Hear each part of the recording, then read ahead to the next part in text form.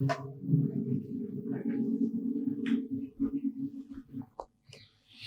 सबको राम राम। 8वें अध्याय का अध्ययन आज करना है, जिसमें ब्रह्मा जी की उत्पत्ति की बात की जाएगी। और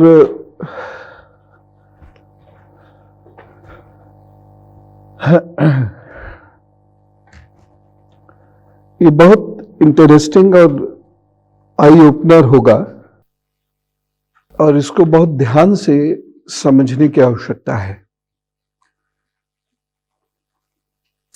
जैसा मैं अक्सर कहता हूं कि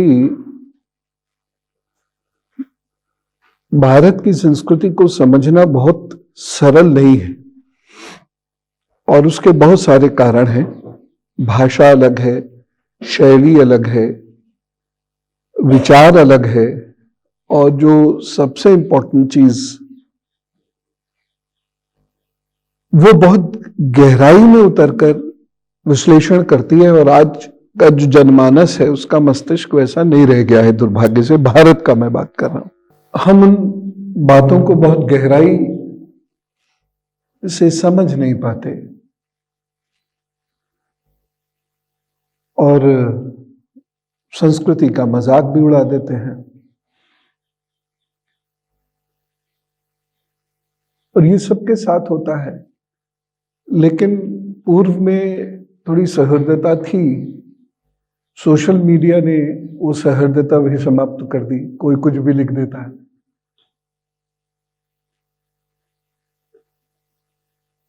मैंने एक ट्वीट किया कि सूट बूट और टी शर्ट से बाहर निकले तो विश्वगुरु बनने की सोचें। कोई 498A ले आया, कोई 498B ले आया, इसमें कोई जैसे सामान्यता संकुचित बुद्धि के लोग सोशल मीडिया पे खूब पाए जाते हैं, अच्छे भी हैं। कुछ ने कहा हाँ सही बात है, सूट बूट टी शर्ट से बाहर निकलेंगे, अपनी संस्कृति को अपनाएंगे, तब विश्वगुरु बनेंगे। तो मुझे ये लगा कि कितना कमजोर ज्ञान है और अवेयरनेस भी हमारी कितनी कमजोर है कि हम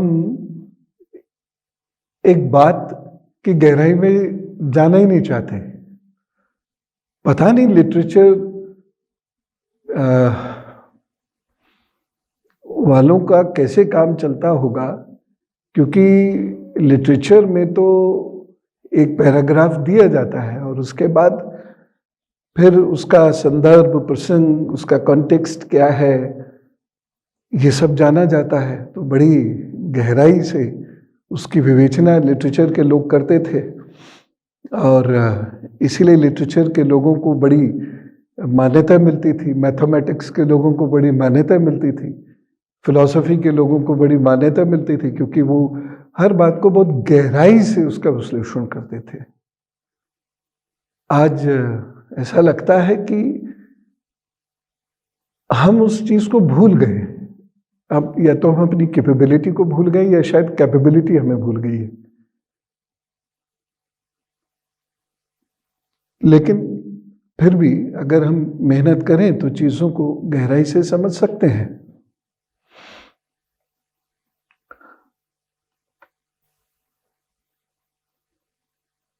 मैत्री जी से बातचीत चल रही है। आज एक बहुत बड़ा रिविलेशन होगा, उसको गहराई से समझिएगा। मैत्री जी, आज मैं पढ़ के भी आपको सुनाता चलता हूं।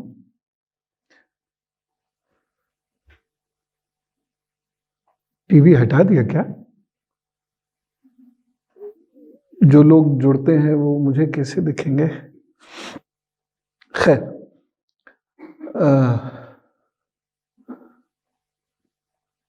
आप भगवत भक्तों प्रधान लोकपाल यमराज ही हैं। लोकपाल को क्या कहते हैं आजकल?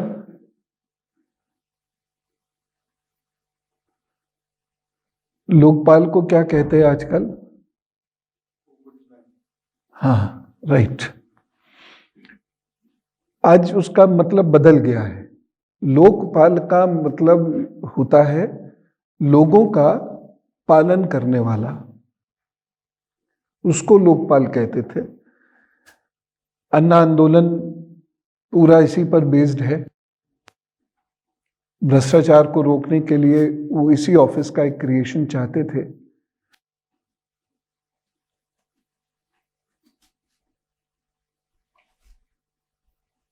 तो लोकपाल यमराज ही है।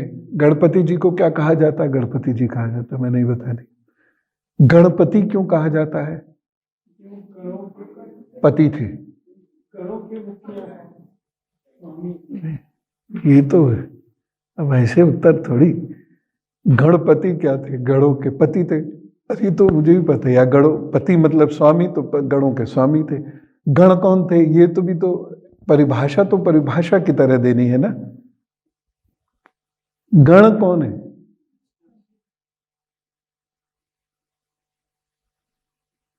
जन गण मन करते हैं। हाँ, समाज नहीं, लोग। गणों के स्वामी अधूरी भाषा है। लोगों के स्वामी, गण यानी लोग। तो गण, जन, लोक, ये 3 शब्दों का प्रयोग होता था। ठीक है ना? गण, जन, लोक। महाजन यानी, इधर क्या देखने लगे ऋषभ की तरफ से? महाजन यानी महान लोग। जन पद, जहां लोग रहते हैं। आज तो हर जगह लोग रहते हैं, साउथ पोल नॉर्थ पोल पर भी रहते हैं, लेकिन उस समय पॉपुलेशन ज्यादा नहीं थी, तो लोग एक क्लैन में रहते थे और एक छोटे स्थान पर सब लोग रहते थे। उसको जनपद कहा जाता था। ठीक है ना? जनपद, ये आपको रामायण, महाभारत, अर्थशास्त्र, इन सब में मिलेगा। अर्थशास्त्र किसने लिखा? हमें कैसे पता कि कौटिल्य ने लिखा?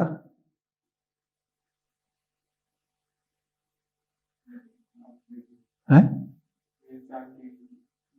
उसमें तो कौटिल्य का वर्णन ही नहीं है।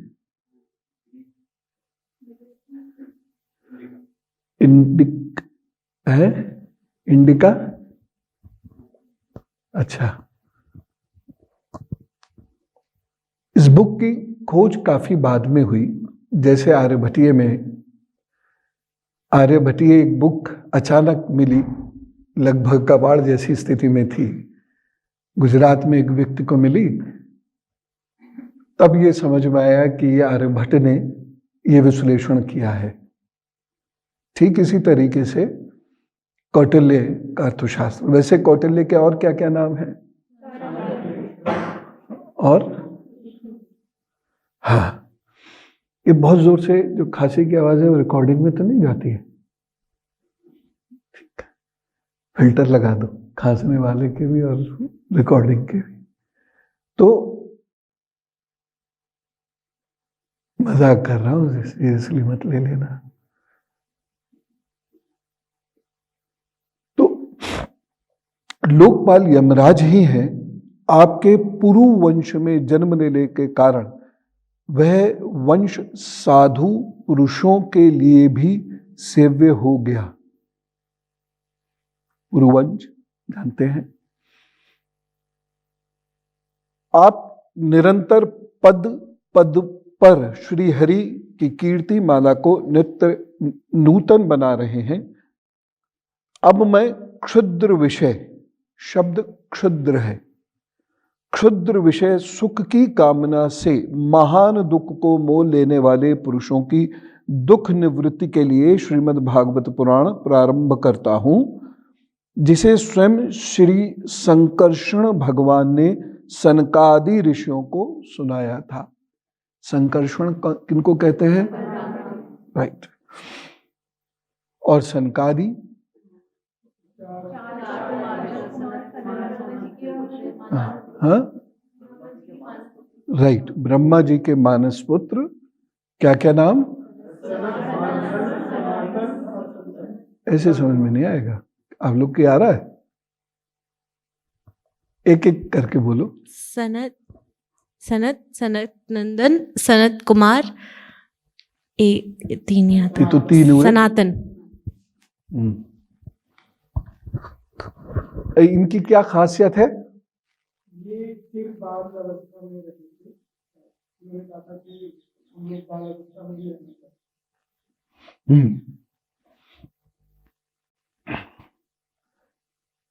इसलिए इन्हें कुमार बोलते हैं। तो ये सनकादि कौन है फिर? Yes, very good.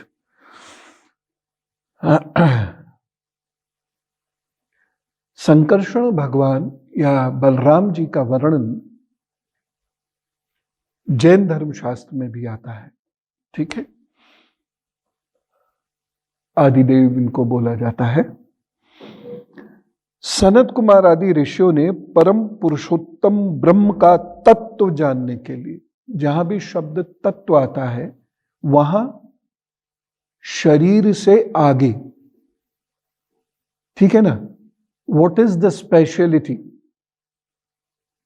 Body is never the speciality. What is the speciality? Why is known for? Is he really a body? ठीक है ना।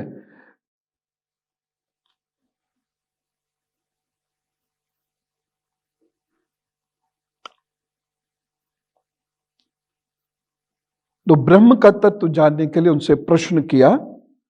उस समय शेष जी अपने आश्रय रूप उन परमात्मा की मानसिक पूजा कर रहे थे जिनका वेद वासुदेव के नाम से निरूपण करते हैं।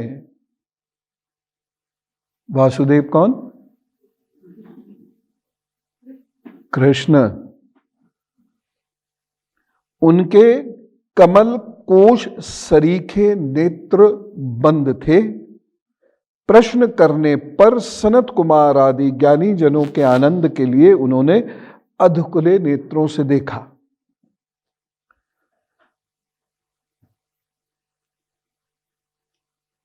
अब इसको आगे से समझना शुरू कीजिए।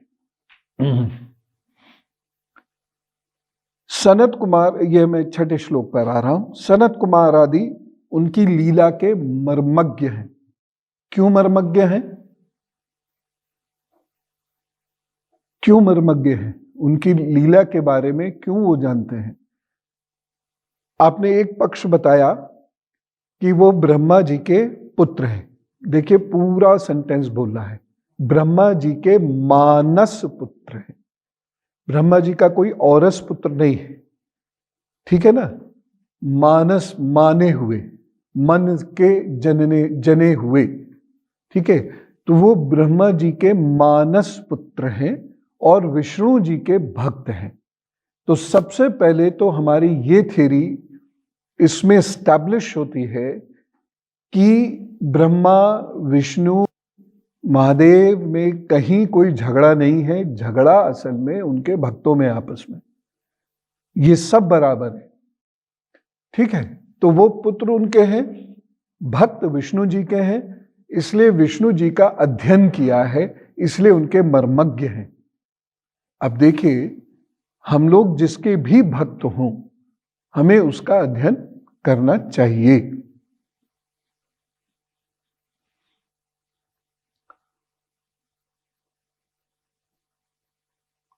उन्होंने बार बार प्रेम गदगद वाणी से उनकी लीला का गान किया। उस समय शेष भगवान के उठे हुए सहस्त्रोपण किरीटों की सहस्त्र सहस्त्र श्रेष्ठ मणियों की छिटकती हुई रश्मियों से जगमगा रहे थे। कौन सा अलंकार है?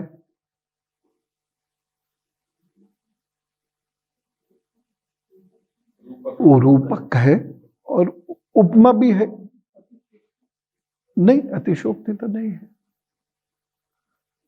अतिशोक्ति परक शब्द इसमें कोई नहीं है। असंख्य, अखंड, ऐसे जो शब्द होंगे, अतिशोक्ति वही होगी। जैसे मैं कहूं एक बिंदु, तो आप कह दें उसका एक का असंख्य बिंदु, तो अतिशयोक्ति हुई। भगवान संकर्षण ने निवृत्ति परायण सनत कुमार जी को ये भागवत सुनाया था, ऐसा प्रसिद्ध है। सनत कुमार जी ने फिर इसे परम व्रतशील सांख्यायन मुनि को, सांख्यायन मुनि यहां कौन? हाँ, उनको पुराणों में सांख्यायन मुनि भी कहा गया है। उनके प्रश्न करने पर सुनाया। परमहंसों में प्रधान श्री सांख्यायन जी को, परमहंस क्या है? कोई ये तो नहीं कहने जा रहा था कि हंसों में सबसे बड़ा हंस। परमहंस यानी जिसको ज्ञान और अज्ञान के बीच में भेद करना आता है। परमहंस का अर्थ है एडजेक्टिव कह सकते हैं। परमहंस मतलब जिसे ज्ञान के बीच में भेद करना आता है, जो न्याय कर सकता है और जो केवल अपने इष्ट के परख होकर रहता है, वह परम हंस है। हंस की एक क्वालिटी होती है ना, जो सबने सुनी ही होगी।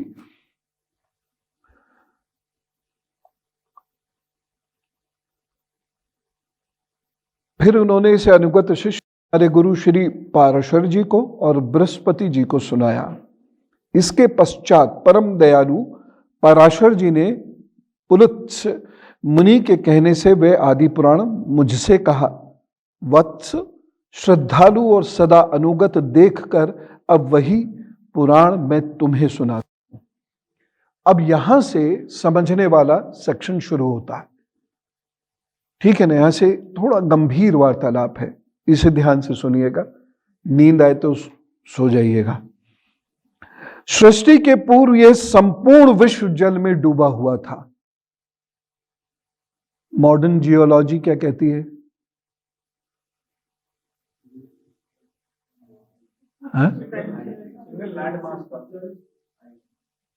लैंड मास नहीं था, जल ही था। धीरे धीरे लैंड मास, जिसे हम पेंजिया कहते हैं, वो ऊपर आता है, फिर टेक्टोनिक मोशन से वो बंटता है। यानी जो मॉडर्न जियोलॉजी कहती है, श्रीमद् भागवत पुराण वही कह रही है, ठीक है। संपूर्ण विश्व जल में डूबा हुआ था। उस समय एकमात्र श्री नारायण देव शेष शैया पर पौड़े हुए थे। पौड़े मतलब करवट से लेटे हुए थे। शेष क्या है? कहां से क्या बच के आया था? पूर्व की सृष्टि का बचा हुआ हिस्सा शेष, ठीक है। शेष शैया कहा है, शेष नाग नहीं कहा है। यहां समझिए बात को गहराई से, शब्दांतर से मतांतर हो जाता है। शेष शैया यानी एक ऐसा स्थान जो बच गया है, उस पर वह लेटे हुए हैं, यानी प्रलय से बच गया है।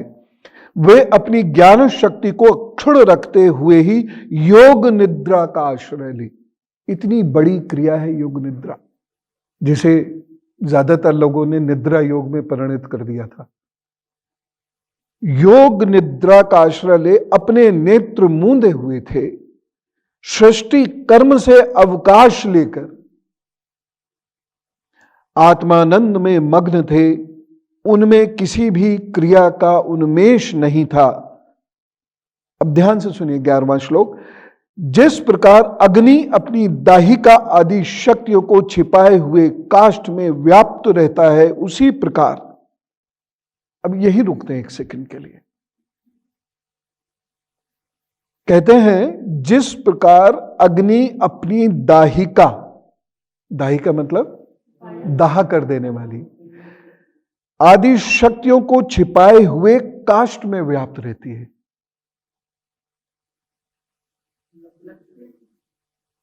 समझने अर्थ क्या है इसका, अर्थ बताइए। लकड़ी तो समझ गया, काश लकड़ी तो सब जानते हैं। मतलब वो लकड़ी भी सुप्त अवस्था में अग्नि रहती है। यस, जब तक उसके अंदर वह दाह की शक्ति उत्पन्न नहीं होगी लकड़ी जलेगी नहीं, लेकिन लकड़ी में अग्नि है, यानी वह उसे जला सकती है। सभी लोगों के अंदर एक ऊर्जा है जो उसे बहुत गुणी बना सकती है। उपयोग कौन किसका करता है यह एक अलग बात है। अध्यात्म उसका उपयोग करना सिखाता है। निष्ठ कोई नहीं है, सबके अंदर वह शक्ति है, लेकिन उस शक्ति को जागृत कैसे किया जाए यह महत्वपूर्ण विषय। किसी में वो जागृत रूप में आती है, जिन्हें आप ब्रिलियंट पर्सन्स कह देते हैं, शार्प कह देते हैं, है ना। लेकिन होती वो ऊर्जा सब में है, जगे कैसे, और इसको जगाने के अनेक तरीके हैं। उसी प्रकार श्री भगवान ने संपूर्ण प्राणियों के सूक्ष्म शरीरों को अपने शरीर में लीन करके अपने आधारभूत उस जल में शयन किया। गीता कौन सा अध्याय जिसमें श्री कृष्ण इस तरह से बात कर रहे हैं? 11। Very good. सूक्ष्म शरीरों को अपने शरीर में लीन करके अपने आधारभूत उस जल में शयन किया। उन्हें सृष्टि काल आने पर पुनः जगाने के लिए केवल काल शक्ति को जागृत रखा। Total bleak was not there, there was a power, उसको उन्होंने खत्म नहीं किया है। वो पावर है टाइम की, समय आने पर करूंगा ऐसा सोच के वह आराम कर रहे हैं। आगे इस प्रकार अपनी स्वरूप भूता विचशक्ति के साथ एक सहस्त्र चतुर्युग पर्यंत जल में शयन करने के अनंतर उन्हीं के द्वारा नियुक्त उनकी काल शक्ति ने उन्हें जीवों के कर्मों की प्रवृत्ति के लिए प्रेरित किया। तब उन्होंने अपने शरीर में लीन हुए अनंत लोक देखे। वही 11वां अध्याय चल रहा है, ये उसका सरलीकृत रूप है। डिटेल से बात कर रहे, भगवान ने यही बात श्री अर्जुन जी को नटशल में बता दी थी। और इसके लिए कौन सा श्लोक है?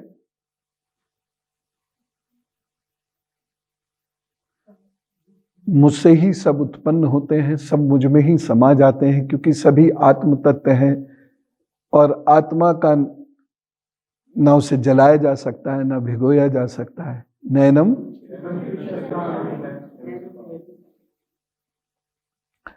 ठीक।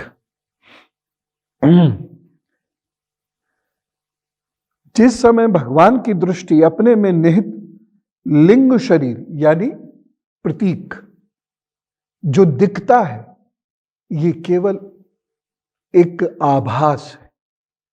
माया का जो एग्जैक्ट मीनिंग लेते हैं, ऐसे तो बहुत सारे मीनिंग्स हैं। माया का एक मीनिंग है भ्रम, ब्रह्म नहीं, भ्रम। और भ्रम का अर्थ क्या है? हम उसे नश्वर मानते हैं जो है नहीं, ये भ्रम। माया का अर्थ ये नहीं है कि लकड़ी नहीं है, लकड़ी तो है लेकिन ये नश्वर है, ये अर्थ है उसका।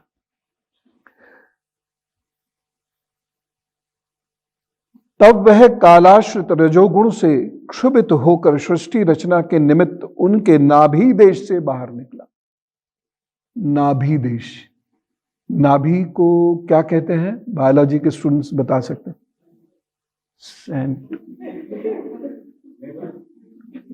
नेवल तो इसके अंग्रेजी हो गए, बायोलॉजी क्यों कहता फिर मैं? Mitochondria, where power resides. हमारी जो समस्त शक्तियां हैं वो होती नाभि में है, लेकिन सक्रियता हृदय से होती है। ये दोनों चक्र अलग है, इसलिए रावण नाभि पर तीर मारने से नहीं मरा है, रिजुविनेट प्रोसेस खत्म हुआ है और उसके बाद भगवान ने उसको हृदय स्थान पर तीर मारा है, उससे वो मरा है, रामायण स्पष्ट कहती है। तो वो जो पावर को रिजुविनेट करता है रावण, वो नाभि की वजह से ही करता है। और अगर नाभि में रस को या रसायन को सुखा दिया भगवान ने तीर मार के, तो रिजुविनेशन प्रोसेस नहीं हुआ। उसके बाद हृदय स्थान पर तीर मारकर उसको मारा है।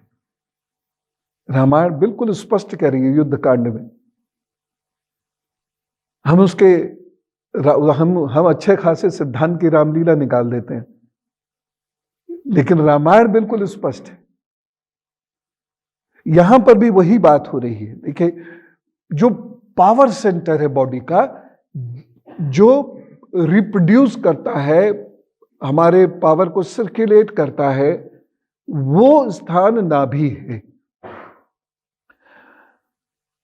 कर्म शक्ति को जागृत करने वाले काल के द्वारा विष्णु भगवान की नाभि से प्रकट हुआ वह सूक्ष्म तत्व, समझिए सूक्ष्म तत्व। सूक्ष्म तत्व का अर्थ क्या? सूक्ष्म तत्व, हाँ ना, अणु भी कह सकते हैं, उसका अर्थ है अणु। हाँ है, नहीं नहीं नहीं, अमीबा सूक्ष्म तत्व का है।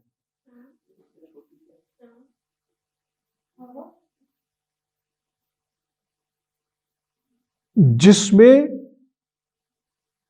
आवरण ना हो शरीर का, एथेरिक भाव, तो वो सूक्ष्म तत्व। अब इसको ध्यान से सुनिए, और अगर है तो पढ़ते भी रहिए। वैसे मैं सजेस्ट करूंगा सब लोग रखा करें इस पास ना, उसे पढ़ने में आसानी होगी कि आप कितने नोट्स बना लेंगे अदरवाइज। कर्म शक्ति को जागृत करने वाले काल के द्वारा विष्णु भगवान की नाभि से प्रकट हुआ वह सूक्ष्म तत्व कमल कोश के रूप में सहसा ऊपर उठा। ये एग्जैक्ट कमल नहीं है जैसे पिक्चर्स में दिखा देते हैं कि विष्णु जी लेटे हुए उनकी नाभि से कमल, वो पिक्टोग्राफी समझ लीजिए। बहुत सारी जो भाषाएं हैं जिसमें ब्राह्मी और खरोष्टी भी आते हैं, ये पिक्टोग्राफिकल लैंग्वेजेस हैं। हम उसको समझे बिना उसका मजाक उड़ा रहे। नाभि से वह सूक्ष्म तत्व कमल कोश के रूप में सहसा ऊपर उठा। ठीक, आप लोग इसे तब समझ पाएंगे जब योग निद्रा में पारंगत हो जाएंगे, जो आपने 31 तारीख को छोड़ दी, क्योंकि उसके बाद आज की क्लास नहीं हुई। अपने आप अभ्यास करेंगे क्यों? इसीलिए हम ज्यादातर बातें जो सीखते हैं उसे समाहित नहीं कर पाते, क्योंकि हम आधे अधूरे मन से या किसी फॉर्मेलिटी से सीख लेते हैं, लेकिन उसका अभ्यास नहीं कर पाते। खैर, दायित्व भी अलग अलग हैं उम्र के हिसाब से, तो वो भी जरूरी है। कमल कोश के रूप में सहसा उसने सूर्य के समान अपने तेज से, सूर्य के समान, कमल के ऊपर क्या है, कहां है? बहुत सारे लोगों को नहीं पता था। आश्रम का लोगो ऐसे ही नहीं बना है। जल है, जल में कमल का निचला हिस्सा है जिसे कमल ककड़ी कहते हैं। फिर कमल आता है सहस्त्रकोश, कमल कोश जिसे कह सकते हैं, उसके ऊपर सूर्य है। ये प्रोसेस है, उसको ऐसे ही नहीं बनाया था, बहुत सोच समझ के बनाया। ठीक, उसी में अगर ध्यान हो, बहुत शुरू में चिड़िया बनाई थी। ठीक, चिड़िया का मतलब है मोह, जो टूटता है कब? जब कमल जागृत होता है। इसीलिए ये कमल जो है यह ज्ञान का प्रतीक माना जाता है, और इसलिए ये प्रभु को अर्पित किया जाता है। ये इतना पवित्र माना जाता है कि अर्पित किया था। अर्पित करने के पीछे कोई वो नहीं है, नहीं भी कर सकते हो, लेकिन करने के पीछे का ये लॉजिक है, ये इतना पवित्र पुष्प है। सूक्ष्म तत्व कमल कोश के रूप में सहसा ऊपर उठा। सूक्ष्म तत्व है तो ऊपर ही उठेगा, आपके शरीर का आवरण उसे ढक कर नहीं रख सकता। ध्यान करते करते बहुत सारे लोग अपने शरीर से बाहर निकल जाते हैं, तो वो क्या निकलता है? सूक्ष्म तत्व, इथेरिक बॉडी। और उसने सूर्य के समान अपने तेज से उस अपार जल राशि को दे दीप्यमान कर दिया। चमका दी जल राशि पूरी। संपूर्ण गुणों को प्रकाशित करने वाले उस सर्वलोक में कमल में से वे विष्णु भगवान ही अंतर्यामी रूप में प्रविष्ट हो गए। समझो आप इसे। संपूर्ण गुणों को प्रकाशित करने वाले उस सर्वलोक में कमल में वे विष्णु भगवान ही अंतर्यामी रूप से प्रविष्ट हो गए। अंतर्यामी का मतलब क्या है? हम लोग कह देते हैं ना, आप तो अंतर्यामी हैं, सब जानते हैं, लेकिन असल में मतलब क्या है अंतर्यामी का? अति सूक्ष्म, जो भीतर यात्रा कर सकता है। तब उसमें से बिना पढ़ाए ही स्वयं संपूर्ण वेदों को जानने वाले साक्षात वेद मूर्ति श्री ब्रह्मा जी प्रकट हुए,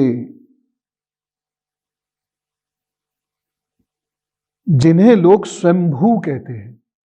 स्वयंभू का अर्थ क्या है?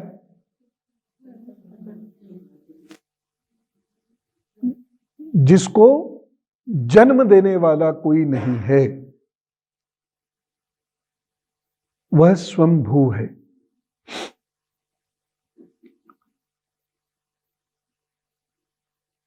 कमल की कर्णिका का भ्रंश हो गया है ककड़ी। कमल ककड़ी कहते हैं, कमल की कर्णिका, ठीक है। अगर नीचे साइड में देखेंगे कमल में, तो उसके बीज भी उसी में होते हैं, वो खाए हुए, उसको गद्दी भी बोलते हैं। में बैठे हुए ब्रह्मा जी को जब कोई लोक दिखाई नहीं दिया, ये सब रूपक में बात हो रही है। इसको आप ब्रह्मांड के स्तर पर सोचिए। ये जल का मतलब ऐसे नहीं है कि बाल्टी की तलहटी में बैठे हैं। जल का मतलब है सृष्टि के सबसे नीचे बैठे हुए हैं, सृष्टि में बैठ के अवलोकन कर रहे हैं, क्योंकि सब जगह जल है, तो वो वहीं बैठ के उसका अवलोकन कर रहे हैं। और अवलोकन कर रहे हैं कैसे? चारों तरफ आंखें फाड़ कर देख रहे हैं। क्योंकि दृष्टा तो है। यस, पिछले अध्याय में पढ़ा, तो कुछ है ही नहीं वहां, तो वो यूं करके देख रहे हैं, चारों तरफ सर घुमा घुमा के देख रहे हैं। अब समझिए, तब वे आंखें फाड़ कर आकाश में चारों ओर गर्दन घुमाकर देखने लगे। इससे उनके चारों दिशाओं में चार मुख हो गए। वैसे नहीं है, बायोलॉजिकल फेजेस नहीं है वो, सब जगह ऐसे देखते रहे, बार बार देख रहे ऊपर नीचे, मैं कहां हूं? सब जगह अंधकार है, मैं कहां हूं? सृष्टि नहीं है। उस समय प्रलयकालीन पवन के थपेड़ों से उछलती हुई, पवन तो प्रलयकारी होता ही है, थपेड़ों से उछलती हुई, ये तो जो उसे झेलना है वो जानते हैं। थपेड़ों से उछलती हुई जल की तरंग मालाओं के कारण उस जल राशि से ऊपर उठे हुए कमल पर विराजमान आदिदेव ब्रह्मा जी को अपना तथा उस लोक तत्व रूप कमल का कुछ भी रहस्य न पड़ा। यहां उस कमल को आप बुद्धि मानिए, धी। सहस्त्रार चक्र जो हमारा होता है, वो जितने भी चक्र हैं कमल की आकृति के हैं। मूलाधार में एक कमल है, सहस्त्रार में हजारों कमल है। वो कमल की आकृति है, जिसके बाद ज्ञान का उदय होता है, ज्ञान का सूर्य जिसको, तो उसके लिए कहते हैं कि वो नहीं समझ पाए ये क्या है। तो वो सोचने लगे, मैं इस कमल की कर्णिका पर बैठा हुआ मैं कौन हूं? ब्रह्मा जी स्वयं से पूछ रहे हैं। यह कमल भी बिना किसी अन्य आधार के जल में कहां से उत्पन्न हो गया? इसके नीचे अवश्य कोई ऐसी वस्तु होनी चाहिए जिसके आधार पर यह स्थित है। शोध आगे बढ़ रहा है धीरे धीरे। ऐसा सोचकर वे उस कमल की नाल के सूक्ष्म छिद्रों में से होकर उस जल में घुसे, किंतु उस नाल के आधार को खोजते खोजते नाभि देश के समीप पहुंच जाने पर भी वह उसे पा ना सके। अंदर अंदर घूम रहे, भटक रहे, पहुंचना कहां चाहते हैं? पढ़ो लास्ट वाला। उसकी पावर के पास, पावर सेंटर कहां है? उसके अंदर घूम रहे हैं, वो पावर सेंटर पर पहुंचना चाह रहे हैं, नहीं पहुंच पा रहे। फिर आगे कहते हैं ऋषि मैत्रेय, विदुर जी उस अपार अंधकार में अपने उत्पत्ति स्थान को खोजते खोजते ब्रह्मा जी को बहुत काल बीत गया। यह काल ही भगवान का चक्र है जो प्राणियों को भयभीत, यानी उनकी आयु को क्षीण करता है ऑब्वियसली।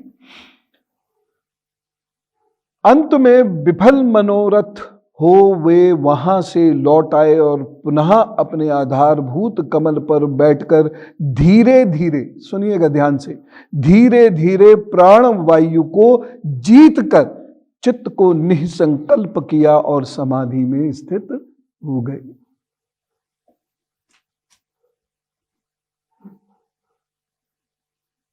अब अपने पेन, बॉटल, कॉपी, किताबें सब ना डोरे में बांध लो।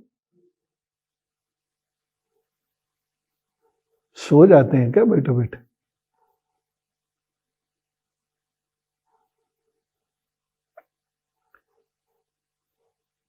तो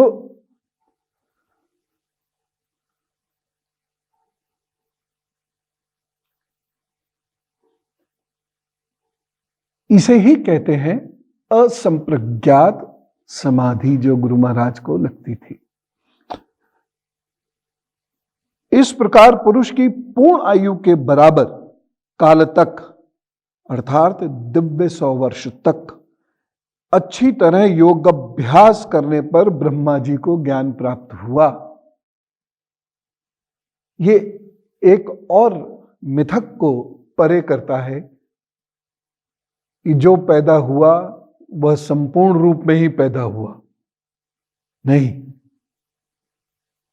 भगवान ने स्थूल देह धारण की, जिसे हम अवतार कहते हैं, और उन्होंने भी गुरुकुल में जाकर आचार्य के संरक्षण में गुरु के साथ बैठकर उपनिषदीय अवस्था में उन्होंने सीखा।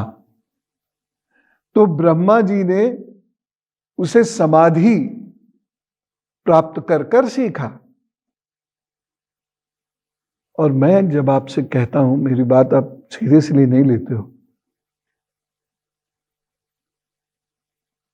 एक ने सीरियसली ली तो उसने ऐसी सीरियसली ली कि बस बात क्या है बताता हूं। मैं कहता हूं अक्सर ना आपसे कि पुस्तक को पढ़ते पढ़ते सो जाओ सिरहाने रखकर, पुस्तक में क्या लिखा है ये आप तक पहुंचने लगेगा। अब इसका मतलब ये नहीं सारी पुस्तकें सिरहाने रख के सो गए, लाइब्रेरी में जाके सो गए सारी पुस्तकों का ज्ञान। पढ़ते पढ़ते कुछ तो, मतलब नींद को अगर समाधि मान लें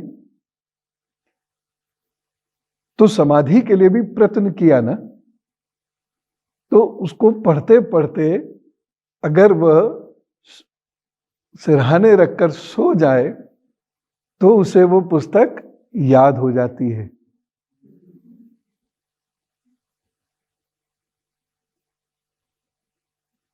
और उसका ज्ञान आप में प्रवेश करता है। क्योंकि अगर हम आइंस्टीन को पढ़ते हैं तो ऊर्जा कभी भी समाप्त नहीं होती, रूप बदलती है। E = mc²। उन्होंने ये इक्वेशन भी दी थी। इसे क्या कहते हैं, कौन सी थ्योरी है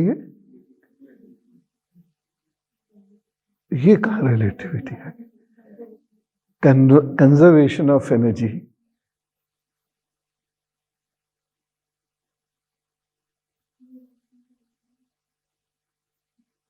जल में विराजने पे तो हो जाए।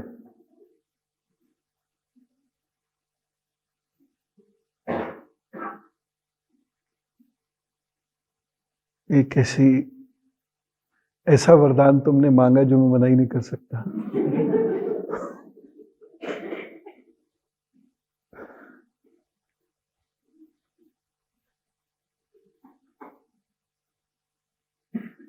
तो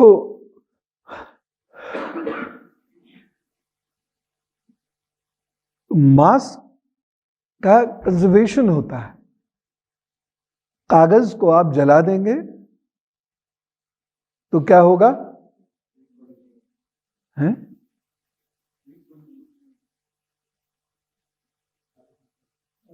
और वो क्या बन जाएगा? लेकिन किससे बना? ठीक है ना? स्वरूप बदलता है। पदार्थ नश्वर नहीं है, स्वरूप बदलता है। अब इस थ्योरी पर फिर बहुत डिटेल से आगे कभी बात करेंगे।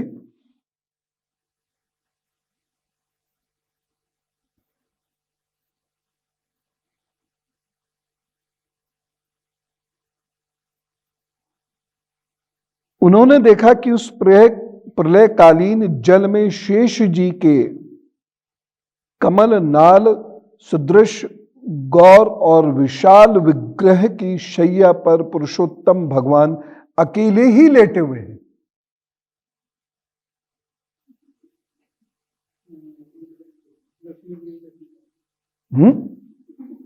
ब्रह्मा जी को यही दिखा।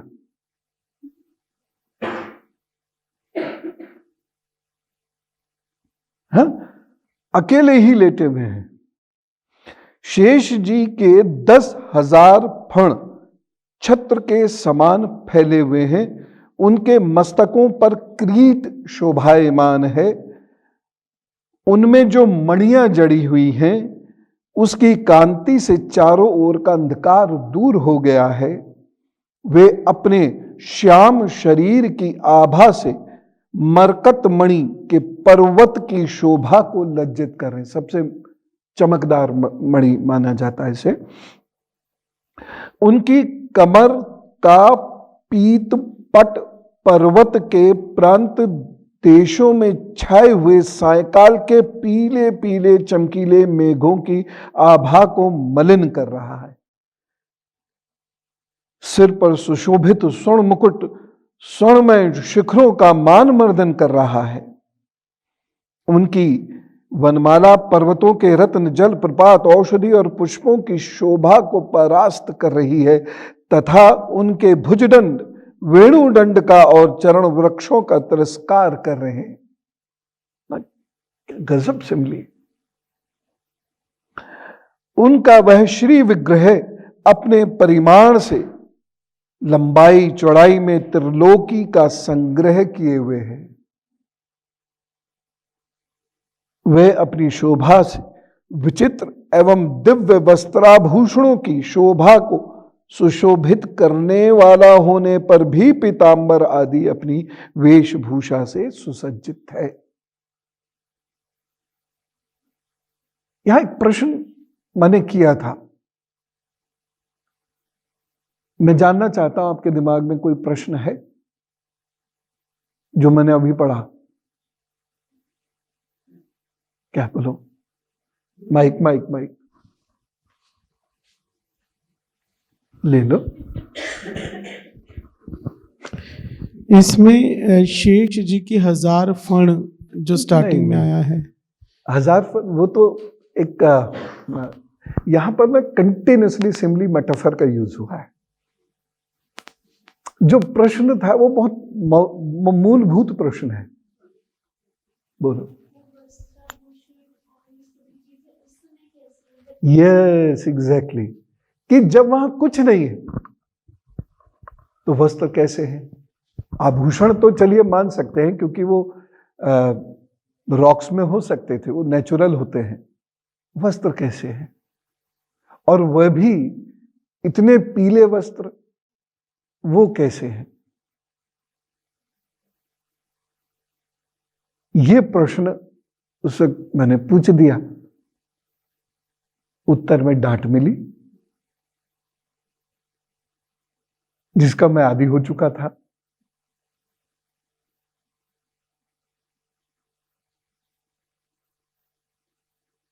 अब यहां पर इसका क्या उत्तर हो सकता है, मैं ये तो नहीं कहूंगा। हाँ बोलो। गुरुजी, शायद जब सभी से मिली में तो ये ज्ञान का प्रतीक हो सकता है। बात में दम है। और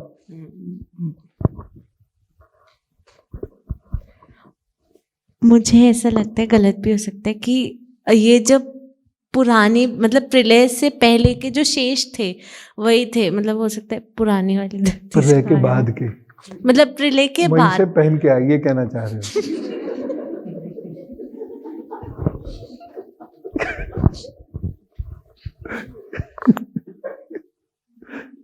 हाँ, जो सब चीजें खत्म हो गई थी तो ब्रह्मा जी को ये सब चीजें याद कैसे कि बादल ऐसे थे, या वो जिस चीज से भी कंपैरिजन कर रहे हैं वो तो श्रुति परंपरा से चलती आई ना। उनका तो नया उदय हुआ था ना उस समय, तो या तो उन्हें पूर्व जन्म का याद है वो सब।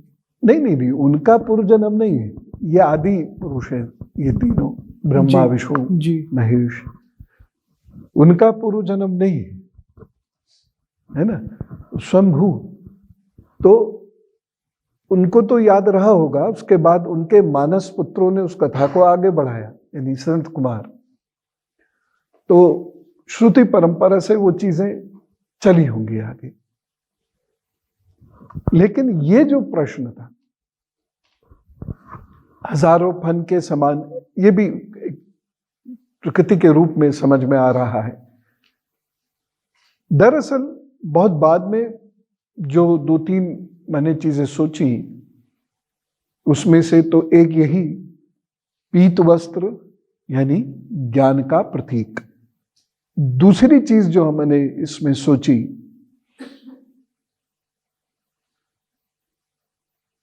वो ये थी कि विष्णु जी और श्री कृष्ण जी में लगातार एक ही बात कही जा रही, कभी विष्णु जी में, कभी श्री कृष्ण में, कभी विष्णु जी में, कभी श्री कृष्ण में। और कहीं कल्पना में या संदर्भ में, अभिव्यक्ति के समय श्री कृष्ण है मस्तिष्क में। ठीक है, क्योंकि अन्यत्र यह भी लिखा हुआ मिलता है कि उनके 4 हाथ थे, चतुष्पदीय रूप की बात कर रहे थे। 4 हाथ लिटरली नहीं थे कभी, चतुष्पदीय रूप है वो। जैसे ब्रह्मा जी के 4 मुख, अभी आपने सुना, उसका एक रियल एक्सप्लेनेशन ये है उसका। तो वो उन दोनों में बहुत तेजी से फ्लिकर कर रहे हैं, फ्लिप कर रहे हैं, अगर पीपी की भाषा में बोलूं तो फ्लिप कर रहे हैं,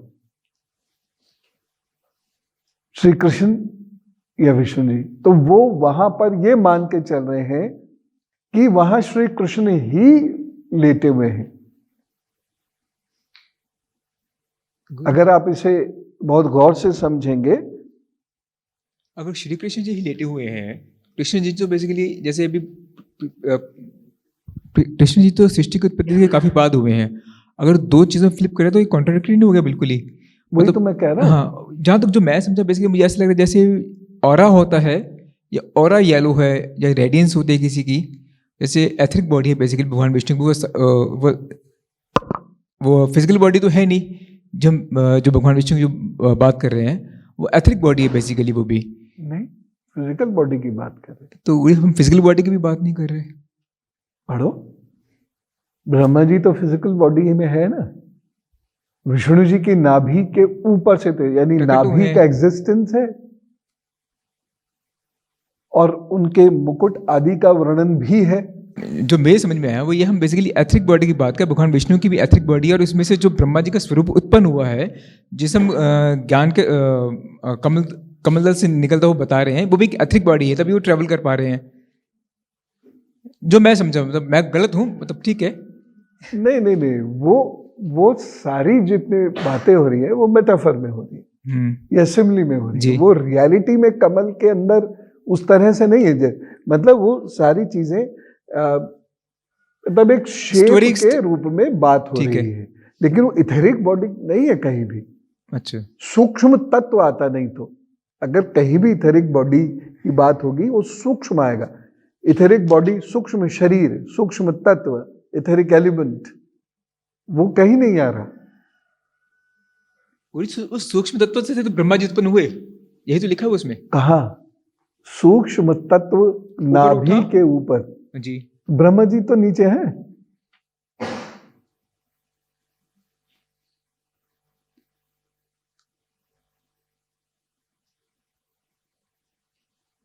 ठीक है।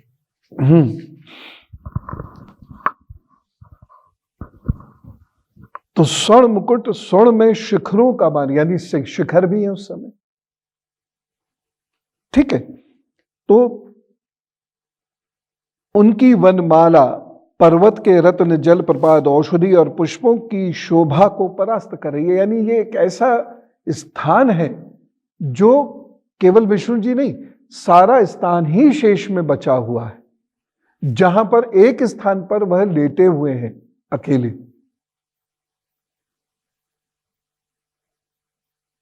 ये पूरा स्थान है, और वहां पर समुद्र सरोवर है, जिसको हम सप्त सरोवर भी कहते हैं। और ये कौन सा स्थान है, इसके बारे में मैंने शो भी किया था पूरा। ये स्थान है आज का कैलाश, तिब्बत और उत्तर कुरु, जिसे आज चीन में मानते हैं, चुशूल आदि एरिया जो है, यह वो स्थान है। यहां पर छोटे बड़े आज भी सरोवर हैं। मीठे जल का सरोवर है, उससे कुछ कदम दूर नमकीन जल का सरोवर, उसे रावण ताल कहते हैं। तो वहां पर वो सरोवर, और वहां के जो रॉक्स हैं, वो रॉक्स हमारे साथ अगर दीपाली होते तो वो आपको बताते। वाडी इंस्टीट्यूट की एक रिसर्च है, किसकी है ये उन्हें मालूम होगा, उसमें और बहुत सारे और जियोलॉजिस्ट्स जो हैं, उन्होंने जो रिसर्चेस की हैं, उस रिसर्च के अकॉर्डिंगली वहां की जो रॉक्स हैं वो वैसी रॉक्स नहीं हैं जो माउंटेन्स पर होती हैं। वो रॉक्स हैं जो पानी में होती है, सेडिमेंट्री रॉक्स, वो रॉक्स हैं वहां। तो इसका मतलब ये उस क्षेत्र की बात हो रही है, क्योंकि वह क्षेत्र उस वक्त उतना ऊंचा नहीं है। ये तो जब पेंजिया 5 भागों में बटा है, तो उसके बाद ये माउंटेन्स बड़े होने शुरू हुए। माउंटेन तो था ही नहीं, एक ढाल सा था, लेकिन माउंटेन नहीं था। जब उसको साउथ से नॉर्थवर्ड में धक्का मारा लैंड ने, तब वो फोल्ड होता चला गया, आगे आगे आगे आगे, वो ऊंचा उठता जा रहा, और अभी भी ऊंचा हो रहा। अभी भी हिमालय लगातार ऊंचा होता चला जा रहा, और इसीलिए वो हिस्सा अभी कच्चा है, क्योंकि जो जमीन है और जो मिट्टी है, इसके बीच की बॉन्डिंग बहुत स्ट्रांग होनी चाहिए। वो बॉन्डिंग वहां लूज है। पूरा उत्तराखंड इस बात से परेशान है, वो बॉन्डिंग लूज है। इसीलिए तो ये मकान वहां पर ढह जाते हैं। वो बॉन्डिंग बहुत लूज है मिट्टी की और जमीन की वहां। ये हिमाचल में भी है कई जगह, तिब्बत में इसलिए नहीं दिखाई देती क्योंकि प्लेट्यूज है वो सब। आगे बढ़ते हैं। तथा उनके भुजदंड, वेणुदंड का और चरण वृक्षों का तिरस्कार करते हैं। उनका वह श्री विग्रह अपने परिमाण से लंबाई चौड़ाई में त्रिलोकी का संग्रह किए हुए है, यानी तीनों लोक का। वह अपनी शोभा से विचित्र एवं दिव्य वस्त्राभूषणों की शोभा को सुशोभित करने वाला होने पर भी पीतांबर आदि अपनी वेशभूषा से सुसज्जित है।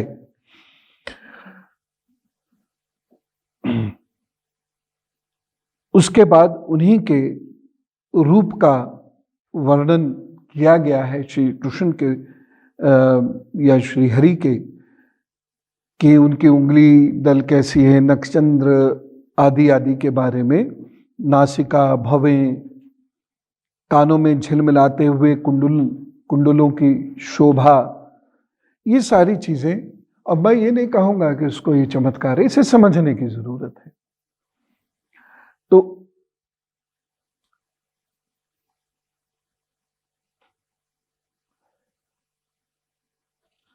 उसके बाद हम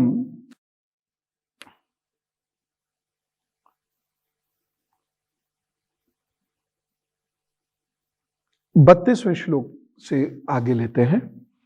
तब विश्व रचना की इच्छा वाले लोक विधाता ब्रह्मा जी ने, विष्णु जी नहीं कह रहे, ब्रह्मा जी ने भगवान के नाभि सरोवर से प्रकट हुआ वह कमल, जल, आकाश, वायु और अपना शरीर, केवल ये 5 ही पदार्थ देखे, इनके सिवा और कुछ भी दिखाई ना दिया।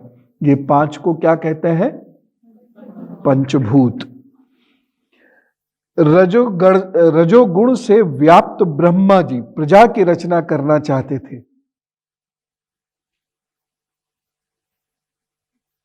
तीनों गुणों की चर्चा की थी पिछली बार बहुत गहराई से। अब ये गुण यहां किस प्रकार प्रयुक्त हो रहे हैं? रजोगुण से व्याप्त ब्रह्मा जी प्रजा की रचना करना चाहते थे।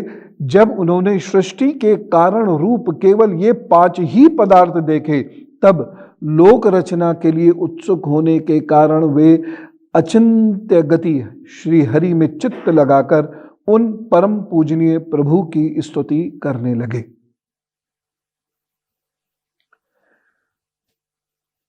यहां इस अध्याय को पूर्ण करते हैं इस बात के साथ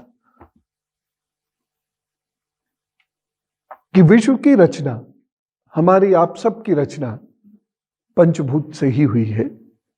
उत्पत्ति भी उसी से हुई है, पूर्णता भी उसी में होगी।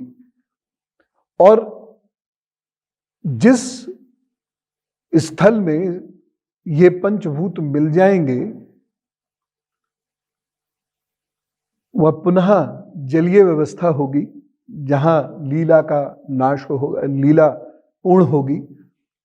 और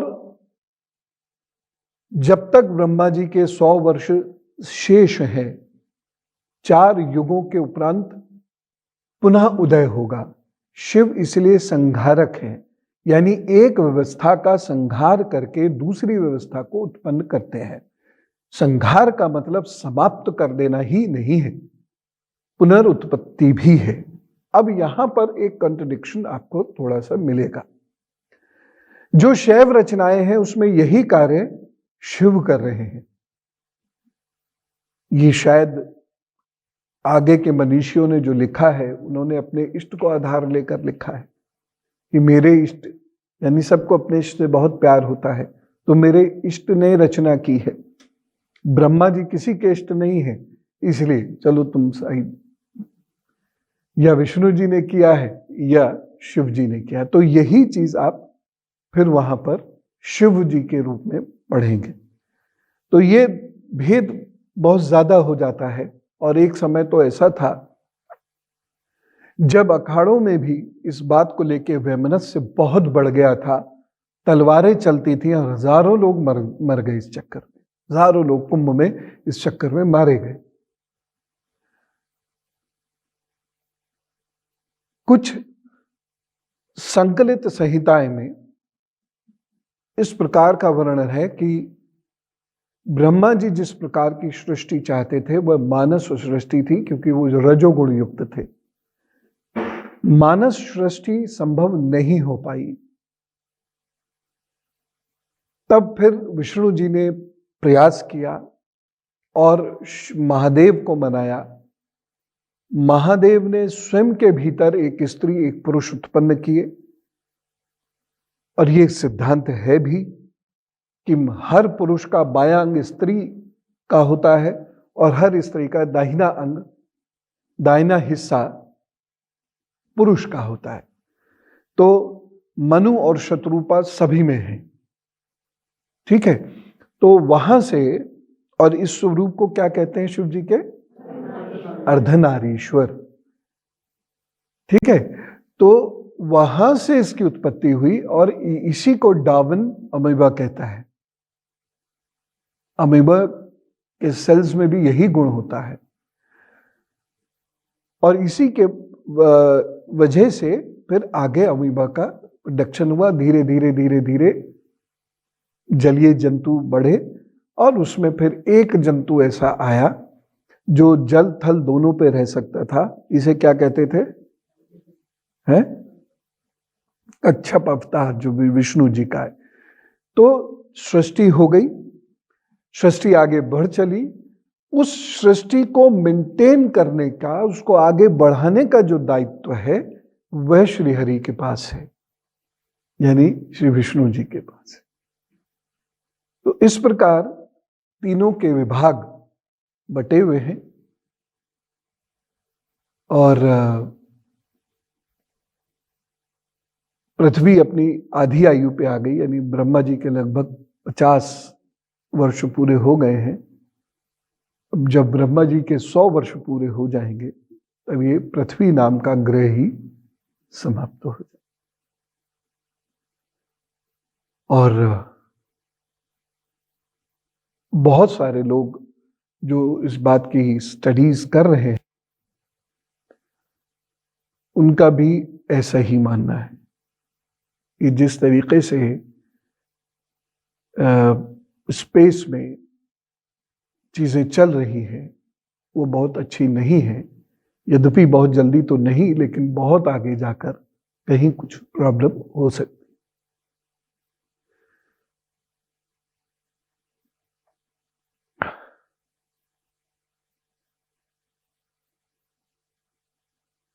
ठीक है, अभी टाइम क्या हो रहा है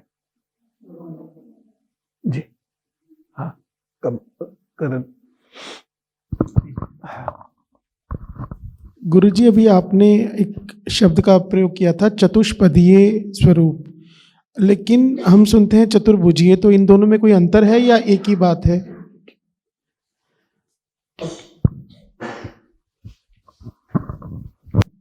चतुर्भुज हमने गीता में पढ़ा।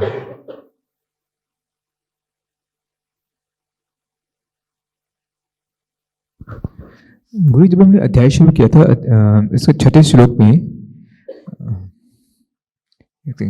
उसमें लिखा हुआ सनत कुमार जी ने फिर से परम प्रतिष्ठित संख्यायन मुनि जी को बताया। उससे पहले को संकर्षण भगवान जी ने इन्हें श्री सनत कुमार जी को बताया। तो बेसिकली हम तो ये पढ़ते हैं, बेसिकली संख्यायन मुनि जी कपिल ऋषि जी हैं जिनसे भगवान श्री कृष्ण ने भी सीखा है, और संकर्षण भगवान जी बलराम जी हैं। ये कुछ कॉन्ट्राडिक्टरी फिर हो रहा है? नहीं, एक्सप्लेनेशन तो कोई भी दे सकता है ना। सनत कुमार चिर बाल अवस्था में है, चिर कुमार है जी, और लगातार ज्ञान की खोज जी वह घूमते हैं। तो संकर्षण जो विष्णु जी के ही एक स्वरूप माने जाते हैं, आदिदेव शंकरषण भगवान, तो उन्होंने ये ज्ञान उन्हें दिया बाद में जाकर। कॉन्ट्रडिक्शन नहीं है इसमें। गुरु जी, संकर्षण भगवान जी और भगवान कृष्ण जी दोनों भाई हैं, दोनों ने गुरुकुल में जाके सीखा है। उन्होंने कपिल मुनि जी से सीखा है। अब एक जगह यार कि पहले संकर्षण भगवान जी ने सनत कुमार जी को सिखाया, सनत कुमार जी ने कपिल ऋषि जी को सिखाया, फिर कपिल जी ऋषि जी ने फिर भगवान को सिखाया। जबकि हम लोग गीता में पढ़ रहे हैं कि बेसिकली उन्होंने भगवान कपिल ऋषि जी से सीखा है। ये इसी विषय पर तो मैं आपसे कह रहा था ना कि वो कहीं कहीं फ्लिप हो रहा है। अच्छा। श्री हरि और श्री कृष्ण के बीच में। दरअसल यहाँ पर एक कंफ्यूजन बहुत जबरदस्त पैदा होता है, और वो ये होता है कि जो भगवान श्री कृष्ण के आधार पर ग्रंथ की रचना करते हैं तो वो श्री कृष्ण को प्रथम दिखाते हैं, उसके बाद उनको दिखाते हैं। और यही अगर हम देखते हैं श्रीमद् भागवत पुराण में, तो स्थिति फिर धीरे धीरे परिवर्तित होती चली जाती है।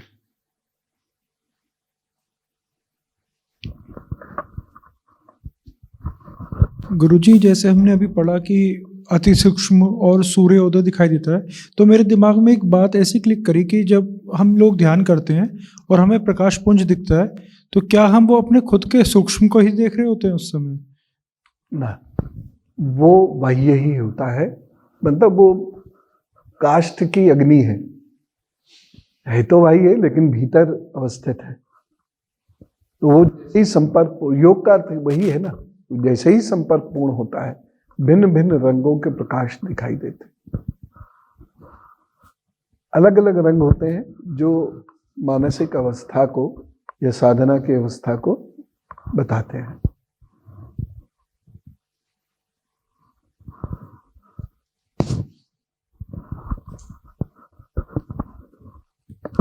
राम राम गुरुजी।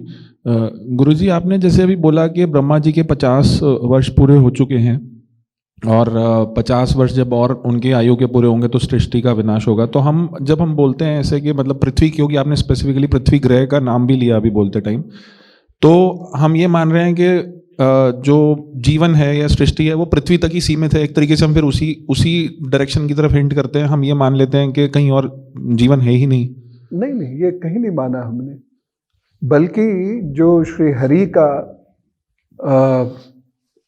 घूमना है वो तो ये स्पष्ट करता है, या जो श्री कृष्ण ने भी वर्णन किया वो भी ये स्पष्ट करता है कि कहीं ना कहीं हम इस ग्रह के बाहर से जुड़े हुए हैं। वो तो ये स्पष्ट करता है, नहीं तो ये आदि नहीं होते, आदि देव नहीं होते। श्री हरि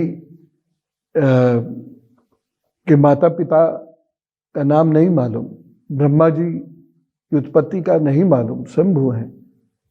तो इससे ये लगता है कि पृथ्वी के अन्य ग्रहों में भी या तारों में भी लोग रहते हैं, या उस वक्त भी रहते थे जिनसे हमारा संपर्क था। पातंजलि के बारे में भी जब हम पढ़ते हैं तो पात अंजलि ये शब्द है, पात अंजलि यानी अंजलि लेके ऐसे भगवान की आराधना हो रही थी तो उसी में वह गिरते हैं, पात अंजलि, उसे नाम पड़ता है पातांजलि। अब इससे भी स्पष्ट होता है और उनके लिए भी ये कहा जाता है कि वह किसी अन्य ग्रह से पधारे थे, ठीक है ना। तो हम सिर्फ पृथ्वी की बात कर रहे हैं, पृथ्वी की बात कर रहे हैं, इसका मतलब ये नहीं कि बाकी जगह मनुष्य या वनस्पति नहीं होगी, हम ये बात नहीं कर रहे हैं। हम सिर्फ पृथ्वी की बात कर रहे हैं कि पृथ्वी हो सकता है ना रहे, अनेक उल्का पिंड है, अनेक ग्रह, क्षुद्र ग्रह जिन्हें कहते हैं, वो रहे हैं, खत्म भी होते हैं। आकाशगंगा में बहुत सारे सितारे हैं जो आज नहीं है या नए उदय होता है उनका, ऐसे बहुत सारे। तो पृथ्वी भी ऐसे ही हो सकता है शास्त्र के अनुसार। गुरुजी, जब हम अपने शास्त्रों से रिलेटेड कोई भी बात करते हैं तो हम अधिकतर, जैसे अभी आपने सरोवर की जिक्र किया, तो आपने ये जो आपने सरोवरों का जिक्र किया, सप्त सरोवर, हाँ। तो आपने कैलाश और तिब्बत और इस रीजन का मेंशन किया।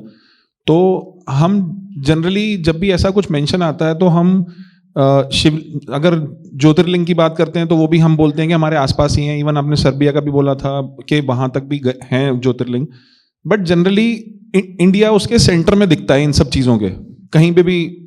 तो हम जब मतलब भगवान को देखते हैं या उसके सृष्टि की रचना को देखते हैं तो हम हमारी हर उस कल्पना में या उस व्याख्या में हमेशा इंडिया सेंटर में दिखता है। तो वो इसीलिए क्योंकि हमारे ग्रंथ यहीं से ओरिजिनेट हुए हैं, इसलिए हम इंडिया को सेंटर में मान लेते हैं। कुछ चीज़ अमेरिका या कहीं ऐसा नहीं बोलते कि वो चीज़ वहाँ भी है, या वो कोई सरोवर वहाँ चला गया, क्योंकि लैंड कैसे वो पैंजिया जब 2 पार्ट में गया तो वो ठीक है, हम इंटरलॉकिंग देखते हैं कि वो इंटरलॉक लैंड वापस अगर मिलता है तो लैंड ऐसा बनेगा, बट कोई भी चीज़ उस तरफ नहीं गई, सब चीज़ हम मानते हैं कि इंडिया सेंट्रिक ही है। तो मतलब थोड़ा सा सोचने पे मजबूर करता है कि सब चीज़ें हम हमारे ग्रंथों की इंडिया के वो मद्देनजर, ठीक है सब ओरिजिनेट यहीं पे ही हुई है, तो बट वो मतलब वो कंफ्यूजन हमेशा रहती है, मतलब वो समझ में नहीं आया ये पॉइंट। और इसका कोई उत्तर देगा? जब आप कहते हैं कि स्वर्ग यही है, देवभूमि यही है, तो सारे देवता भी इधर ही रहे, तो उनसे जुड़ी हुई ये सब चीजें भी तो इधर ही होंगी।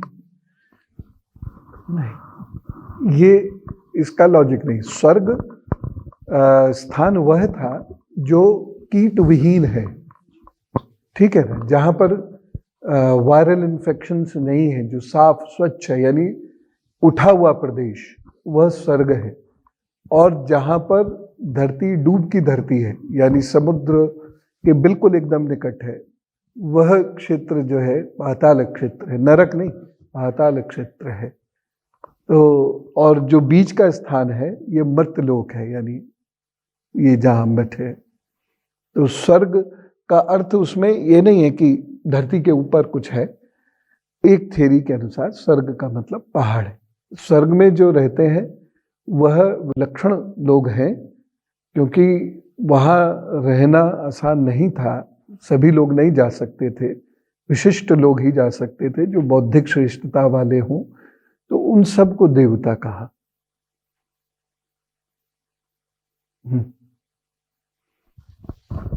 एक पॉसिबल, राम राम गुरुजी, एक पॉसिबल आंसर जो मुझे लगता है वो ये that we are the oldest civilisation, Harappa, और हमारे यहाँ से हड़प्पा मतलब हड़प्पा सिविलाइजेशन जो थी वो सबसे ओल्डेस्ट सिविलाइजेशन है वर्ल्ड की। वो तो मैक्स मुलर के अनुसार मगर यहाँ से ही मतलब जो ये कह रहे थे कि अमेरिका या यूरोप का मेंशन नहीं आता, क्योंकि शायद माइग्रेशन यहाँ से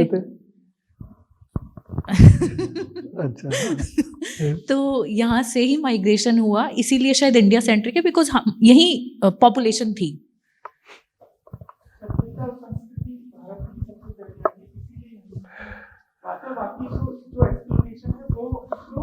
सृष्टि की उत्पत्ति की है, तो बाहर भी एक्सप्लेनेशन अगर डालनी पड़ेगी तो उसकी उत्पत्ति की बात, और लेटर ऑन जब उनके यहाँ सभ्यता आई है तो हमने ये तय किया था ना, माइक में बोलेंगे। इतना महत्वपूर्ण वक्तव्य था। हाँ चलो अब तो पूरा कर दो। जब उनकी सभ्यता में जब आई तो वहाँ पे उनकी बात हुई, जैसे जब मोहम्मद जीसस आए तो जीसस आए तो उन्होंने वहाँ की भी बात हुई। ऐसा नहीं कि सिर्फ यही हुआ है, मतलब जब वहाँ की सभ्यता डेवलप हुई तो उन्होंने वहाँ के भगवानों की बात की है, और सबसे पहले सभ्यता और संस्कृति भारत में थी, तो इसलिए यहाँ पे यही की बात है।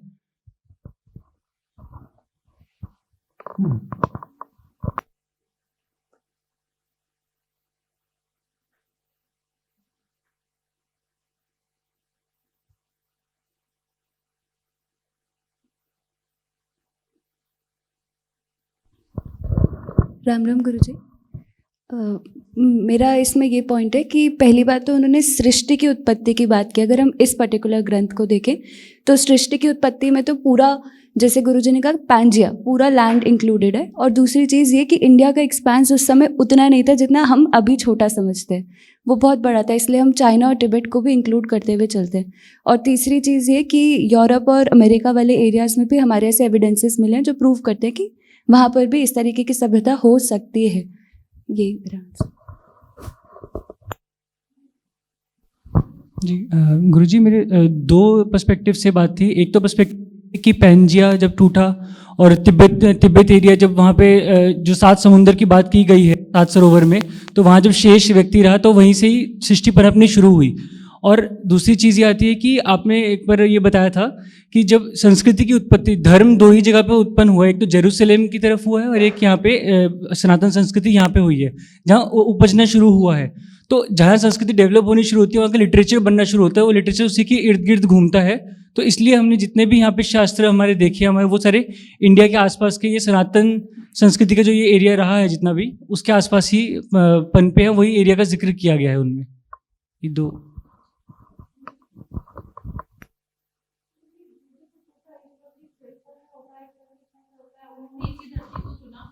नहीं, ये कथाओं वाली बातें नहीं, ये कथाओं वाली बातें। ईश्वर के लिए धरती भेद नहीं होता। ये तो कथा में कह देता, भारत में ही सारे आके बस गए, ऐसा नहीं है। हमारी सारी थ्योरी खारिज हो जाएंगी। हम तो कह रहे हैं कि इजिप्ट में भी हमारे गणपति हैं, तो सारी थ्योरीज ही खारिज हो जाएंगी, हम तो बहुत सूक्ष्म होकर रह जाएंगे। कथाओं में अच्छी लगती हैं बातें। देखिए, दो चीजें हैं इसमें। पहली बात, जैसा पलक ने कहा कि हमारे लिए धरती क्या है ये समझना जरूरी है।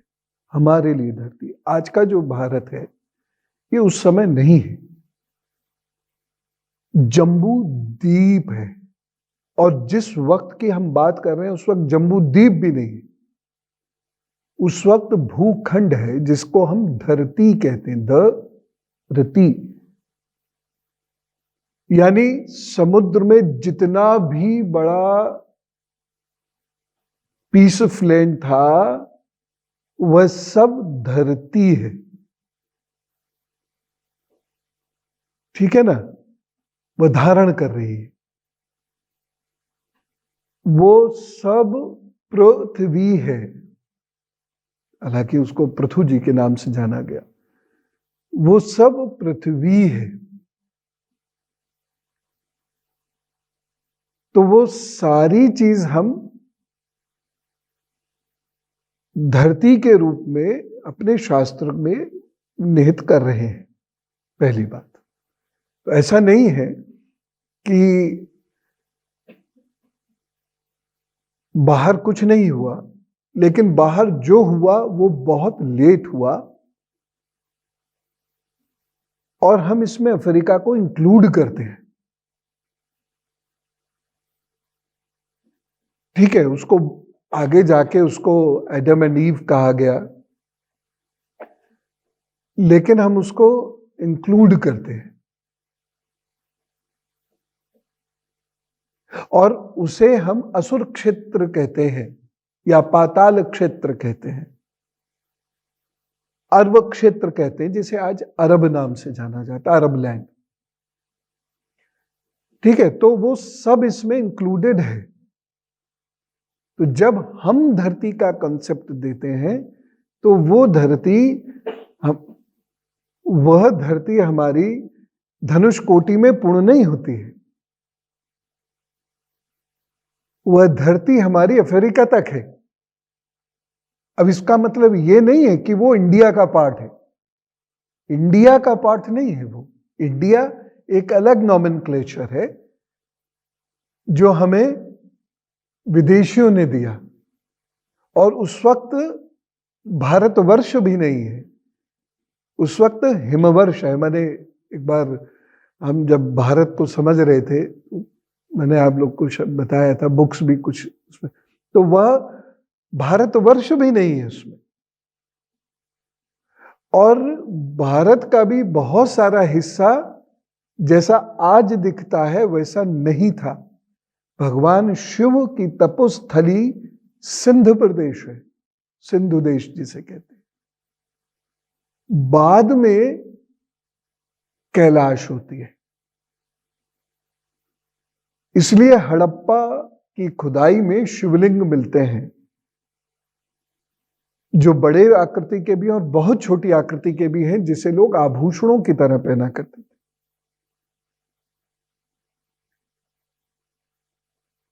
उसके बाद पूरी, बाहर खांस लेना बेटे, जोर से खांसो। निसंकोच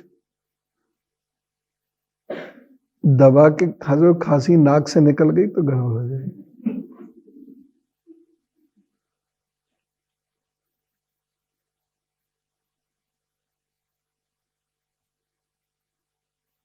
तो वो धीरे धीरे उत्तर की तरफ, खास तौर से ये एक्चुअली एग्जैक्ट उत्तर भी नहीं था, नॉर्थ ईस्ट था, तो नॉर्थ ईस्ट की तरफ धरती खिसकनी शुरू हुई और उठती चली गई। और जो उत्तर कुरुक्षेत्र था, जिसे आज चीन कहते हैं, और एक था दक्षिण कुरुक्षेत्र, और ये कुरुक्षेत्र हरियाणा वाला ही नहीं है, ये बहुत बड़ा क्षेत्र है। तो ज्योग्राफिकली हम बहुत बटे हुए, बहुत अलग हो चुके हैं आज। कोई भी दुनिया में देश होता है, कोई भी देश होता है, आप देखें ना, फिलिस्तीन और इजराइल दोनों का जन्म एक ही जगह से हुआ है। इजराइल नबी के नाम पर इजराइल देश पड़ गया, उधर क्रिश्चियनिटी का उदय हुआ, और इस क्रिश्चियनिटी का उदय जीसस से नहीं हुआ है, जीसस तो बाद में वहां गए।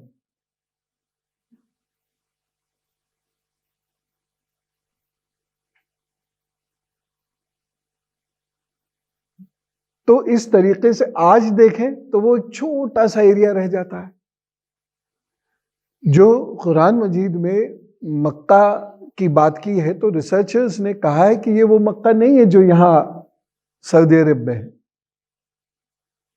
मैंने इस पे कुछ पुस्तकें पढ़ी हैं, उनके अपने लॉजिक्स हैं,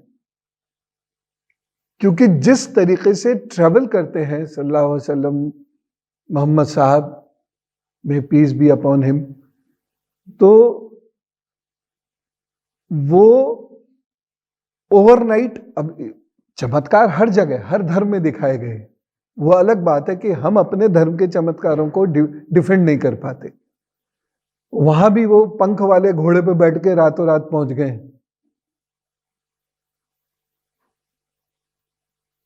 ठीक है, लेकिन हमारा तो मुर्गा भी उड़ता है, तो उनको लगता है कि ये तो पिछड़े हुए लोग हैं, हमारा मुर्गा उड़ सकता है। लेकिन समस्या है कि हिंदू का मुर्गा नहीं उड़ सकता, लेकिन वहां का घोड़ा उड़ सकता है। खैर, जो भी है वो चीज मैं नहीं छेड़ रहा। हर धर्म में देखे, इंसानियत ये कहती है कि किसी का भी मजाक नहीं उड़ाना चाहिए, ये भी कहती है अपना भी नहीं उड़वाना चाहिए। तो उनकी अपनी स्टोरीज है, एंड आई रेस्पेक्ट दैट, मुझे कोई प्रॉब्लम नहीं है।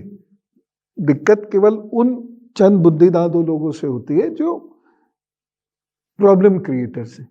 बाकी सबकी अपनी थ्योरीज हैं, क्योंकि हम जिस एज में उस वक्त रहते हैं, वो जो समय है, वो समय आज के समय से डिफरेंट है। उस समय में आज के समय जैसी मनुष्य की बुद्धि नहीं है। जब पूर्ण सूर्य ग्रहण लगता था, अफ्रीका के लोग तीरों में आग लगा के सूर्य की तरफ फेंकते थे, जिससे कि उसे रोशनी मिल सके। तो हमारे यहां भी एक थ्योरी थी कि राहु खा गया, उस पे कहानियां हैं, बड़ी बड़ी कहानियां, बड़े लाखों रुपए में सुनाई जाती हैं।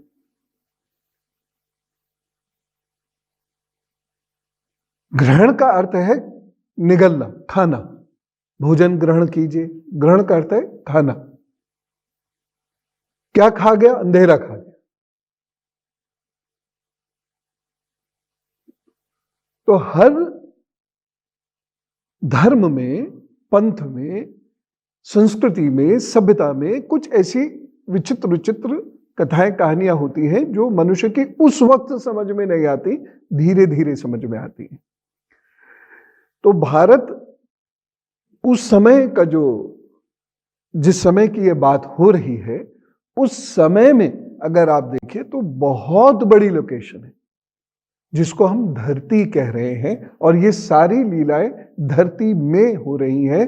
धरती का एक विशिष्ट क्षेत्र है जिसे हम कहते हैं त्रिविष्टप प्रदेश, जिसमें 3 विष्ट आते हैं, यानी ब्रह्मा जी का स्थान, विष्णु जी का स्थान, महादेव का स्थान, यानी कुछ तिब्बत का उसमें क्षेत्र है, कुछ कैलाश का उसमें क्षेत्र है, और कुछ उसमें जिसे आज का उत्तराखंड है या हिमाचल प्रदेश है, ये क्षेत्र है त्रिविष्टप। ये बहुत बड़ा क्षेत्र है, ये छोटा क्षेत्र नहीं है। बल्कि ब्रिटिश पीरियड तक भी यहाँ बहुत बड़े बड़े राज्य थे जिनके बारे में सामान्यतः हमें पता नहीं है। पहाड़ पे राज्य कैसे हो सकते हैं, कैसे घोड़ा चलता होगा, कैसे युद्ध होते होंगे, ऐसा सोच के, लेकिन पहाड़ पर राज्य थे, राजा लोग थे उनके। तो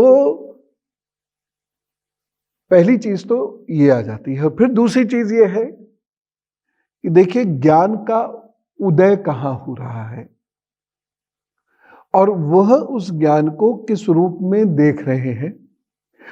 बाकी सारे लोग रिसीवर्स हैं, we are creator of that knowledge.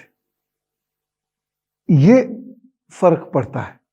इसलिए आप आज शिवलिंग को अरब में भी देख लेंगे, आप भगवान गणपति को इजिप्ट में भी देख लेंगे, ठीक है। आज आप नटराज की प्रतिमा को टर्की में भी देख लेंगे, क्योंकि ये पूरा इलाका एक ही माना गया था।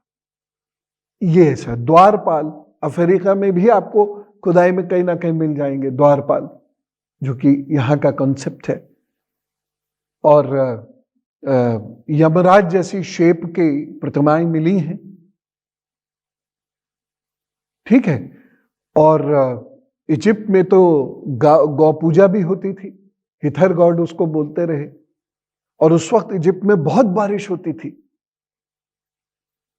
फिर धीरे धीरे क्लाइमेट चेंज होता है इजिप्ट में, और ये भी बहुत पुरानी घटना नहीं है, कोई 10-20 हजार साल पुरानी घटना नहीं है, 2000 साल के आसपास की बात है। फिर इजिप्ट में बारिश बंद होती चली गई, और जहां बारिश बंद हो जाती है, पेड़ हट जाते हैं, वहां की जमीन में रेत डेवलप हो जाता, तो वो मरुस्थल बनता चला गया। तो बहुत बड़ा, अब जैसे हमारा जोधपुर तक का इलाका है, ये समुद्र का इलाका, और यहां से लट्ठे गए हैं श्री राम जी सेतु बनाने के लिए, ठीक है ना, क्योंकि सप्तपर्णी के लट्ठे यही थे, वहां नहीं थे। अशोक के, सप्तपर्णी के बड़े बड़े लट्ठे गए हैं। तो श्लोक 53-54 युद्धकांड में इसका वर्णन किया है ऋषि वाल्मीकि ने कि कौन कौन से लट्ठे वहां पड़े हैं। तो बहुत ही बड़ा क्षेत्र है वो। अब रावण का जो क्षेत्र है वो आज का ऑस्ट्रेलिया है, जो भारत से ही लगा हुआ था। टेक्टोनिक मोशन आए, 99 में भी आपने देखा होगा, सुनामी आई थी, बहुत सारे आइलैंड्स बह गए। तो ये कोई अनयूजुअल हैपनिंग नहीं है। उस वक्त टेक्टोनिक मोशंस हुए और वो शिफ्ट कर गए साउथवर्ड, फ्लोट कर गया, फिर फ्लोट करते करते कहीं एक जगह आकर वो रुकता है। फ्लोटिंग आइलैंड था ये। आज भी आप देखिए समुद्र ऊपर होता जा रहा है, हॉलैंड पोलैंड नीचे होते जा रहे हैं। आज वहां स्थिति यह है कि कीचड़ अगर जम जाती है तो कीचड़ का पानी कहीं निकल नहीं, जगह ही नहीं है जो भी, क्योंकि समुद्र में पतनाला लगाएंगे तो वो वापस, और बॉम्बे हाई के पास भी यही हो रहा है। इसलिए मुंबई में बहुत जल्दी जल्दी बाढ़ आ जाती है, क्योंकि निकासी नहीं है। तो ये पूरा जो क्षेत्र है ज्योग्राफिकली, ये ज्योग्राफिक यूनिट है, और भगवान जी के लिए पूरी पृथ्वी एक है, ईश्वर के लिए पूरी पृथ्वी एक है, अलग नहीं है। उन्होंने मानव मानव में कभी भेद नहीं किया, इसलिए ना वहां जातियां हैं और ना वहां धर्म है, सिवाय इसके मानव मानव है, यही धर्म है। और उसी प्रकार से उसे गवर्नेंस करनी है जिससे मानव मानव की रक्षा कर सके। इसीलिए दंड का विधान है, जो दंड संहिता, जिसके बारे में कौटिल्य अर्थशास्त्र में वर्णन करते हैं। ये है पूरा सिस्टम। तो हमारा क्षेत्र बहुत विशाल था, ज्ञानोदय यही हुआ, ठीक। और स्थान के साथ साथ जिस ज्ञान को स्टैब्लिश किया वो लोग यहाँ थे, उनसे ये कैरी फॉरवर्ड हुआ। जैसे बहुत सारी टेक्नोलॉजी,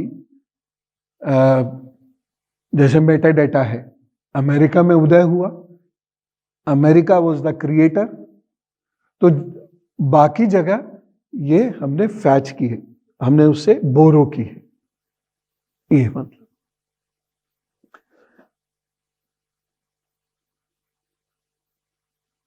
और कोई बात?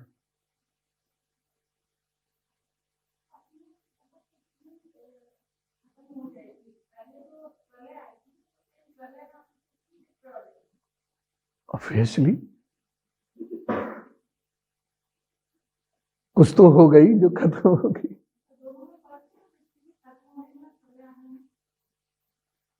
नहीं, क्या फर्क, प्रलय आने से पृथ्वी खत्म हो गई।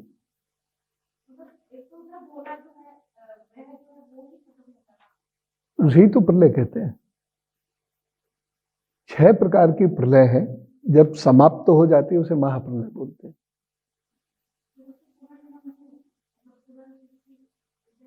सौ वर्ष पूरे होने के बाद, क्योंकि ब्रह्मांड भी फैल रहा है और उसका भी लगभग यही समझ में आ रहा है कि शायद लाख वर्ष के बाद वो फट जाएगा।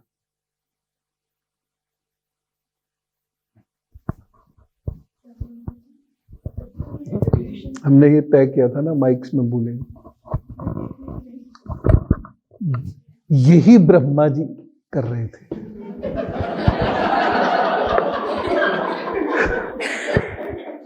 बस उन्होंने अपनी गर्दन चारों तरफ घुमा ली थी, तो नहीं घुमा पाई। हम ये एवोल्यूशन सीख रहे हैं, जैसे पृथ्वी पे एवोल्यूशन हुआ कच्छप रूप में, और एक बार शिविर में सुना था आपसे कि जो पृथ्वी पे जो मनुष्य है वो मार्स से आए हैं, तो इससे रिकन्सिल कैसे कर सकते हैं? मतलब हम ये समझ सकते हैं कि अगर 10 लोग हैं तो कुछ ओरिजिनली मार्स से आए और कुछ का जो एवोल्यूशन है वो पृथ्वी में हुआ है, तो ये जो हमारी पॉपुलेशन है। क्योंकि विष्णु जी जिस तेजी से गड़गड़ाहट के साथ पक्षी, जिसे गरुड़ कहते हैं, उस पर बैठकर आते हैं और जिस स्पीड के साथ आते हैं, आग निकल रही है पीछे, शोर मच रहा है बहुत, तो इसका मतलब वो पक्षी तो है नहीं, बर्ड तो है नहीं, कि बर्ड में से आग कहां से निकलेगी और कितना शोर मचाएगी बर्ड। और इतनी स्पीड से वो आते हैं, आते हुए नहीं दिखते हैं, जब आ चुके होते हैं तो दिखते हैं। इसका मतलब कि उनकी जो स्पीड है वो इतनी ज्यादा है, और ये एक प्रकार का कोई विमान भी हो सकता है।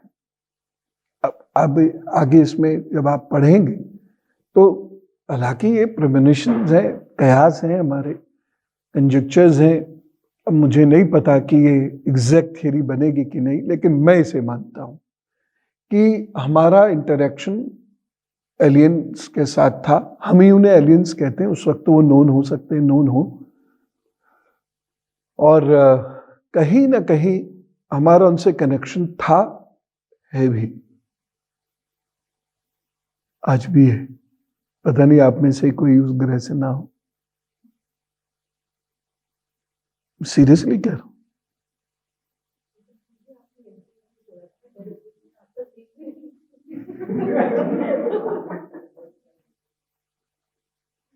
संभव है।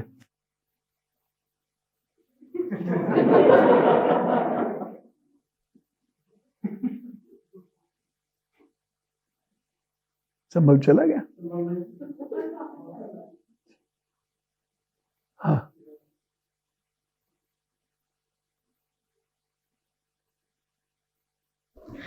गुरुजी, आज हमने जिनकी चर्चा की तो वो तो शेष थे, पर फिर जो हम विराट पुरुष की भी चर्चा करते हैं, जो पूरी एवोल्यूशन थ्योरी, वो इनके बाद है। बाद है, क्योंकि ब्रह्मा जी की समझ में नहीं आ रहा, तो यही तो कह रहे हैं कि वह उस नाल के किसी ऐसी जगह पर बैठे हुए जहां उन्हें लग रहा है सब कुछ, और आंखें फाड़ फाड़ के वो सब जगह देख रहे हैं, लेकिन कुछ दिख नहीं रहा, यानी सृष्टि है नहीं। तो उसके बाद ही उस विराट पुरुष की उत्पत्ति होती है, जिसको जैसी जैसी आवश्यकता होती जाती है वैसे वैसे उसके अंग विकसित होते जाते हैं। और एक चीज़ और थी जो आपने, जो भैया का क्वेश्चन भी था कि हमारे यहाँ सब कुछ मतलब हमारे यहाँ से ही सारा ज्ञान आगे गया है। तो स्वामी जी ने स्टेट सोसाइटी सोशलिज्म में भी इसकी स्टार्टिंग में इसकी चर्चा की है कि असुर वो हैं जो जंगल में जिनको नॉलेज नहीं थी, जो खोज नहीं कर पाए थे, क्योंकि उनको अपनी सस्टेन करने के लिए उनको इतना टाइम लग गया खोजने के लिए। और देव वो थे जिनके पास ये सब कुछ ऑलरेडी अवेलेबल था, तो उन्होंने नॉलेज तब डेवलप की। तो ये दोनों एक साथ ही हुए हैं, जो आपने अफ्रीका का एरिया बताया। और देखिए, देव, मनुष्य, राक्षस, नाग, ये एक ही ह्यूमन स्पेशी है, बस डेवलपमेंट ऑर्डर अलग अलग है इनके, लेकिन ये सब ह्यूमन बीइंग्स हैं। ये कोई जानवर नहीं, एनिमल्स नहीं, सब ह्यूमन बीइंग्स हैं। उसमें नॉलेज के बेसिस पर एक बहुत बड़ा डिवीजन होता है। तो जिसके गले में सुर ना हो, यानी the one who can't pronounce, या हम कह सकते हैं वॉइसलेस, आ ओ ऐसे करके बोलते हो, तो वो असुर। ठीक है। राक्षस प्रारंभ में कौन थे? जो रक्षा करते थे, लेकिन उनकी प्रवृत्ति धीरे धीरे धीरे धीरे क्रूरता की तरफ बढ़ गई, तो वह देवताओं को अप्रिय हो गए। अब उसको आजकल कास्ट थ्योरीज में ले लिया जाता है, जो बिल्कुल गलत है। तो वह राक्षस हो गए। गंधर्व जो कलाकार थे, ठीक है ना, तो ये उनके वर्ण यानी फंक्शंस के बेसिस पर डिविजन्स हैं, या उनके जो ह्यूमन वर्च्यूज हैं उनके बेसिस पर ये डिविजन्स हैं। आज भी आप देखिए, हालांकि कंपेयर करना बहुत उचित नहीं है। I am waiting for the day when person falls down. Desk बनवा दीजिए जल्दी से, ठीक, 1x6 की डेस्क पड़ जाए पीछे। तो कंपैरिजन नहीं किया जा सकता, हजारों साल पुरानी बात है।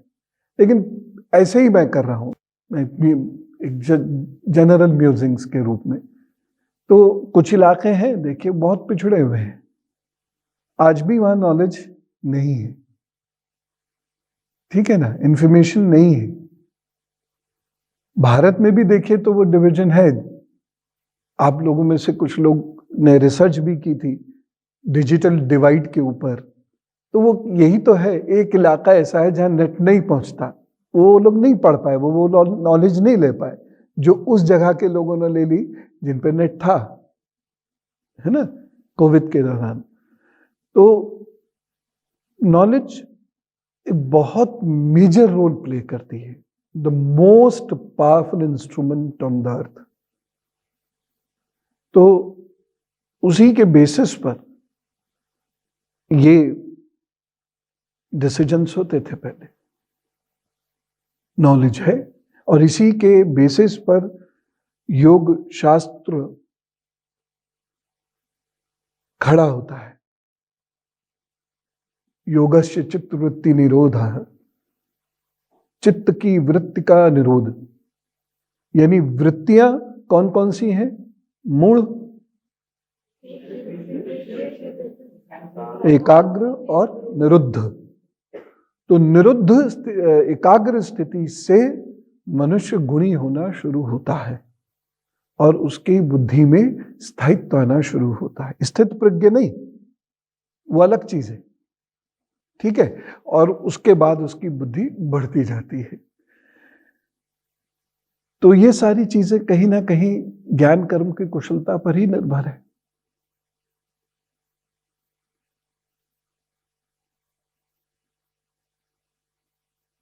गुरुजी, मेरा ये सवाल है कि अगर ब्रह्मा जी पूर्ण रूप में वहाँ पे थे, मतलब शरीर रूप में थे, तो फिर क्या होमो सेपियंस से पहले ह्यूमन फॉर्म ब्रह्मा जी ही थे? तो इसलिए हम ये बात कह सकते हैं कि वो दूसरे ग्रह से आए हुए हैं, क्योंकि यहाँ तो अभी एवोल्यूशन भी नहीं हुआ और यहाँ पे पूरा ह्यूमन फॉर्म भी आ गई है। बिल्कुल, इसी बेसिस पर मैं ये मानता हूँ कि ये तीनों महादेव जो हैं, हालांकि महादेव अब श्री शिव के लिए कहा जाता है, लेकिन ब्रह्मा जी, विष्णु जी, महेश जी, ये तीनों ही लोग जो हैं, ये कहीं ना कहीं इसी ब्रह्मांड के अन्य स्थान पर थे जो धरती पर अवतरित हुए, क्योंकि धरती पर इनकी उत्पत्ति कहाँ हुई ये जरूर लिखा हुआ होता। अगर इतनी और चीजें लिखी हुई हैं तो ये क्यों नहीं लिखा हो, कहीं तो लिखा होता। इसलिए मुझे लगता है कि ये धरती के देव नहीं है, ये धरती पर आए हैं, फिर इन्होंने धरती का विकास किया है। और फिर इनके वो जो फंक्शंस हैं वो जस्टिफाई हो जाते हैं, यानी जो उनको क्रिएट करना, मैनेज करना और फिर जो रिक्रिएट करना। लेकिन फिर दृष्टा कौन है? इन तीनों में से कोई भी दृष्टा, क्योंकि अभी जो हम पढ़ रहे थे उस अकॉर्डिंग तो ब्रह्मा जी दृष्टा हुए जो अपने दृश्य को ढूंढ रहे हैं। तो अगर ढूंढ रहे, दृष्टा ढूंढ रहे, सृष्टि तो ब्रह्मा जी दृष्टा ही है शुरू में, वो आए कहीं और से और उन्होंने यहाँ बनाया। हाँ, तो वो ढूंढ रहे हैं यहाँ क्या है, वो ढूंढ रहे हैं इस चीज को, इसलिए वो दृष्टा है, देखने की कोशिश कर रहे हैं सब कुछ। लेकिन बनाते हैं श्री हरि, जिनकी लिखा भी है पूर्व के अध्याय में कि उनको दृश्य नहीं है, दृष्टा है, दृश्य नहीं है। दृश्य यानी सृष्टि नहीं। तो ब्रह्मा जी भी दृष्टा होने का प्रयत्न करते हैं, सफल नहीं होते हैं, तो श्री हरि दृष्टा बनते हैं और सृष्टि का निर्माण करते हैं। और श्री शिव वह उस सृष्टि को स्थापित करते हैं, उसका निर्माण भी करते हैं, शारीरिक निर्माण वही करते हैं, उसको स्थापित करते हैं और फिर उसको संहार भी उसका करते हैं। अब ये एक प्रोसेस हुआ इस पृथ्वी का, लेकिन जो अभी हमने पढ़ा था जब ब्रह्मा जी पहले वो समाधि अवस्था तक वो पहुंचे थे, तो क्या वो फर्स्ट प्रोसेस है? यानी पृथ्वी से पहले भी इस ब्रह्मांड में और ग्रह हैं जो और पुराने हैं, उनका भी कहीं ना कहीं क्रिएशन हुआ होगा, उन पे भी लाइफ हो सकती है। तो क्या जो आज हमने प्रोसेस पढ़ा वो सबसे फर्स्ट है जिसको हम बोलते हैं कि क्योंकि कोई क्रिएशन की तो कोई डेट ही नहीं है, कोई टाइम ही नहीं है, तो क्या वो फर्स्ट है? और अगर वो फर्स्ट है तो फिर उसमें शेष कैसे है? हम जब महाभारत शुरू करते हैं, महाभारत के प्रथम अध्याय वन पद में एक वर्णन आता है और वो वर्णन ये है कि सृष्टि से पहले कुछ भी नहीं था, सत भी नहीं था, असत भी नहीं था, चारों ओर अंधकार था। बल्कि वेदांत में एक श्लोक भी है, एक उपनिषद करके नहीं, शायद उपनिषद करके ही एक सीरियल आता था दूरदर्शन पर, भारत एक खोज। हाँ, उपनिषद गंगा भी थी। तो ये भारत एक खोज में जब वो वही श्लोक पढ़ते हैं, सृष्टि से पहले के कुछ भी नहीं था, तो ये वही श्लोक है। उसके बाद अचानक एक बिंदु उत्पन्न होता है जो बहुत तेजी से जिसका विस्तार होता चला जाता। यही बिंदु वही ऊर्जा पिंड है जिसे हम आज सूर्य कहते हैं, जो जिसके चारों ओर एक गति उत्पन्न होती है और यह मध्य में है, नाभि बनता है इस ब्रह्मांड की। इसके इतर बहुत ब्रह्मांड है जिसके बारे में ब्रह्म पुराण भी कहती है, विष्णु पुराण भी कहती है, आज आधुनिक नासा के वैज्ञानिक भी कहते हैं। तो और भी जो स्पेस एजेंसीज हैं, रशियन स्पेस एजेंसी, वो भी इस प्रकार की बात करती है। तो वहां ये सूर्य उत्पन्न हुआ। सूर्य उत्पन्न होने के बाद डिफरेंट गैसेस डेवलप होती हैं। कुछ गैसेस ऐसी थी जो जीवनदायिनी थी, कुछ गैसेस ऐसी हैं जैसे जो जीवनदायिनी नहीं थी। फिर ये सूर्य के इर्द गिर्द ग्रह घूर्णन गति एक डेवलप होती है, है ना, रोटेशन शुरू होता है, रोटेशन पर रेवोल्यूशन शुरू होता है, तो कोई जो ग्रह सूर्य के सामने आता है वो गर्म हो जाता है, पीछे वाला ठंडा हो जाता है, इस तरीके से वो मूवमेंट शुरू होता है और बहुत धीरे धीरे धीरे धीरे जीवों की उत्पत्ति होती है। लाखों वर्ष का ये प्रोसेस है, धरती का ही 3 बिलियन ईयर्स का प्रोसेस है धरती पे जीवन का, तो बाकी ब्रह्मांड का तो और भी ज्यादा होगा। तो इस प्रकार से ये सारा प्रोसेस शुरू होता है। तो बाकी जगहों पर क्या था उनका कोई वर्णन कहीं मिलता नहीं, मैं उसके बारे में कुछ कह नहीं सकता। लेकिन ये जो ब्रह्मांड है, ये ब्रह्मांड में सबसे पहले वह चमकीला बिंदु उत्पन्न होता है, सूर्य बनता है, उसके बाद गैसेस डेवलप होती हैं, फिर धूल और गैसेस से मिलकर ग्रहों का निर्माण होता है, फिर उन ग्रहों पर जीवन उत्पन्न होता है। ये स्पेस साइंस कह रही है और कोई तो कर रहा है। हम उसका जवाब इस प्रकार से देते हैं कि कहीं किसी अन्य ब्रह्मांड से यह 3 देवता अवतरित होते हैं और वो यहाँ पर सृष्टि की रचना करते हैं। अन्य ग्रहों पर भी कर सकते हैं, जिसके बारे में अभी ठोस प्रमाण नहीं मिल रहे। कुछ चीजें ऐसी मिली हैं जिसे हम कह सकते हैं कि यह जीवन है, खासतौर से शुक्र के आगे। शुक्र तक तो कार्बन डाइऑक्साइड ही है ज्यादातर, उसके आगे के जो प्लैनेट्स हैं, जैसे एक पृथ्वी, ये सारे इससे टूटते रहे, जुड़ते रहे, टूटते रहे, जुड़ते, उसी से एक हिस्सा टूटता है, वो मंगल कहलाता है, इसीलिए उसको हम धरतीपुत्र मंगल कहते हैं।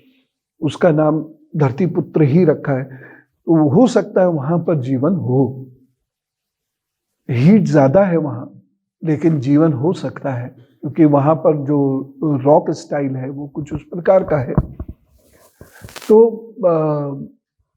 वहां से ये देवता अवतरित होते हैं और यहाँ पर इस प्रकार से सृष्टि का निर्माण करते हैं और सृष्टि के निर्माण को यह प्रथम गति देते हैं, एक्सेलरेशन जिसे कहते हैं ना, स्पीड दी हमने, उसके बाद गाड़ी एक्सेलरेट होती है, तो उसके बाद फिर एक्सेलरेट होती है, यानी वो एक स्वतः क्रिया होती है।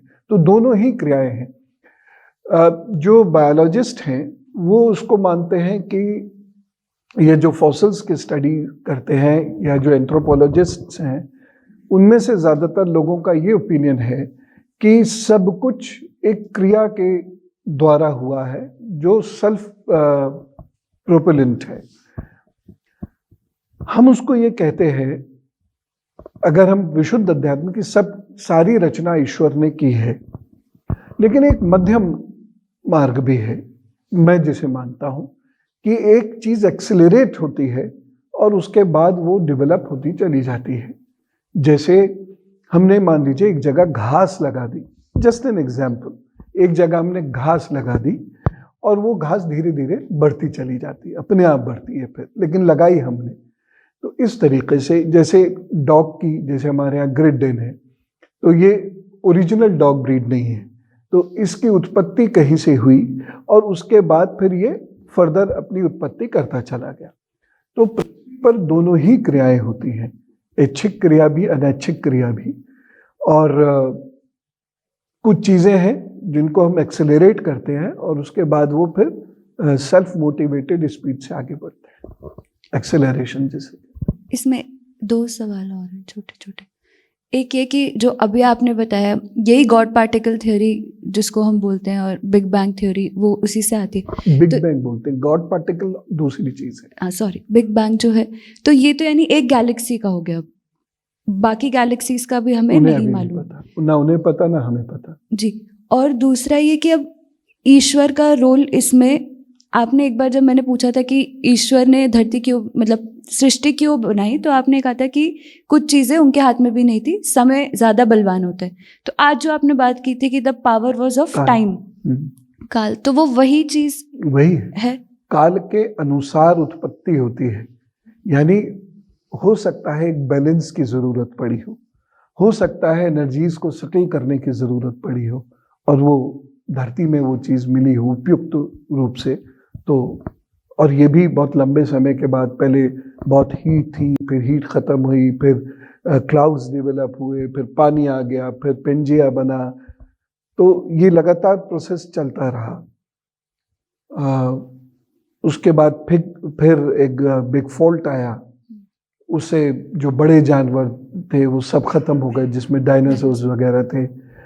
फिर रिक्रिएट होता है ये सारा सिस्टम, जिसमें ये जानवर हैं, हम लोग हैं। तो ये वही सिस्टम है कि धीरे धीरे धीरे धीरे हम एक ऑटोमेशन में चल रहे हैं इस वक्त। तो बैलेंसिंग फैक्टर के लिए ये धरती बनाई गई होगी और वो फिर अपने आप आगे बढ़ती जा रही।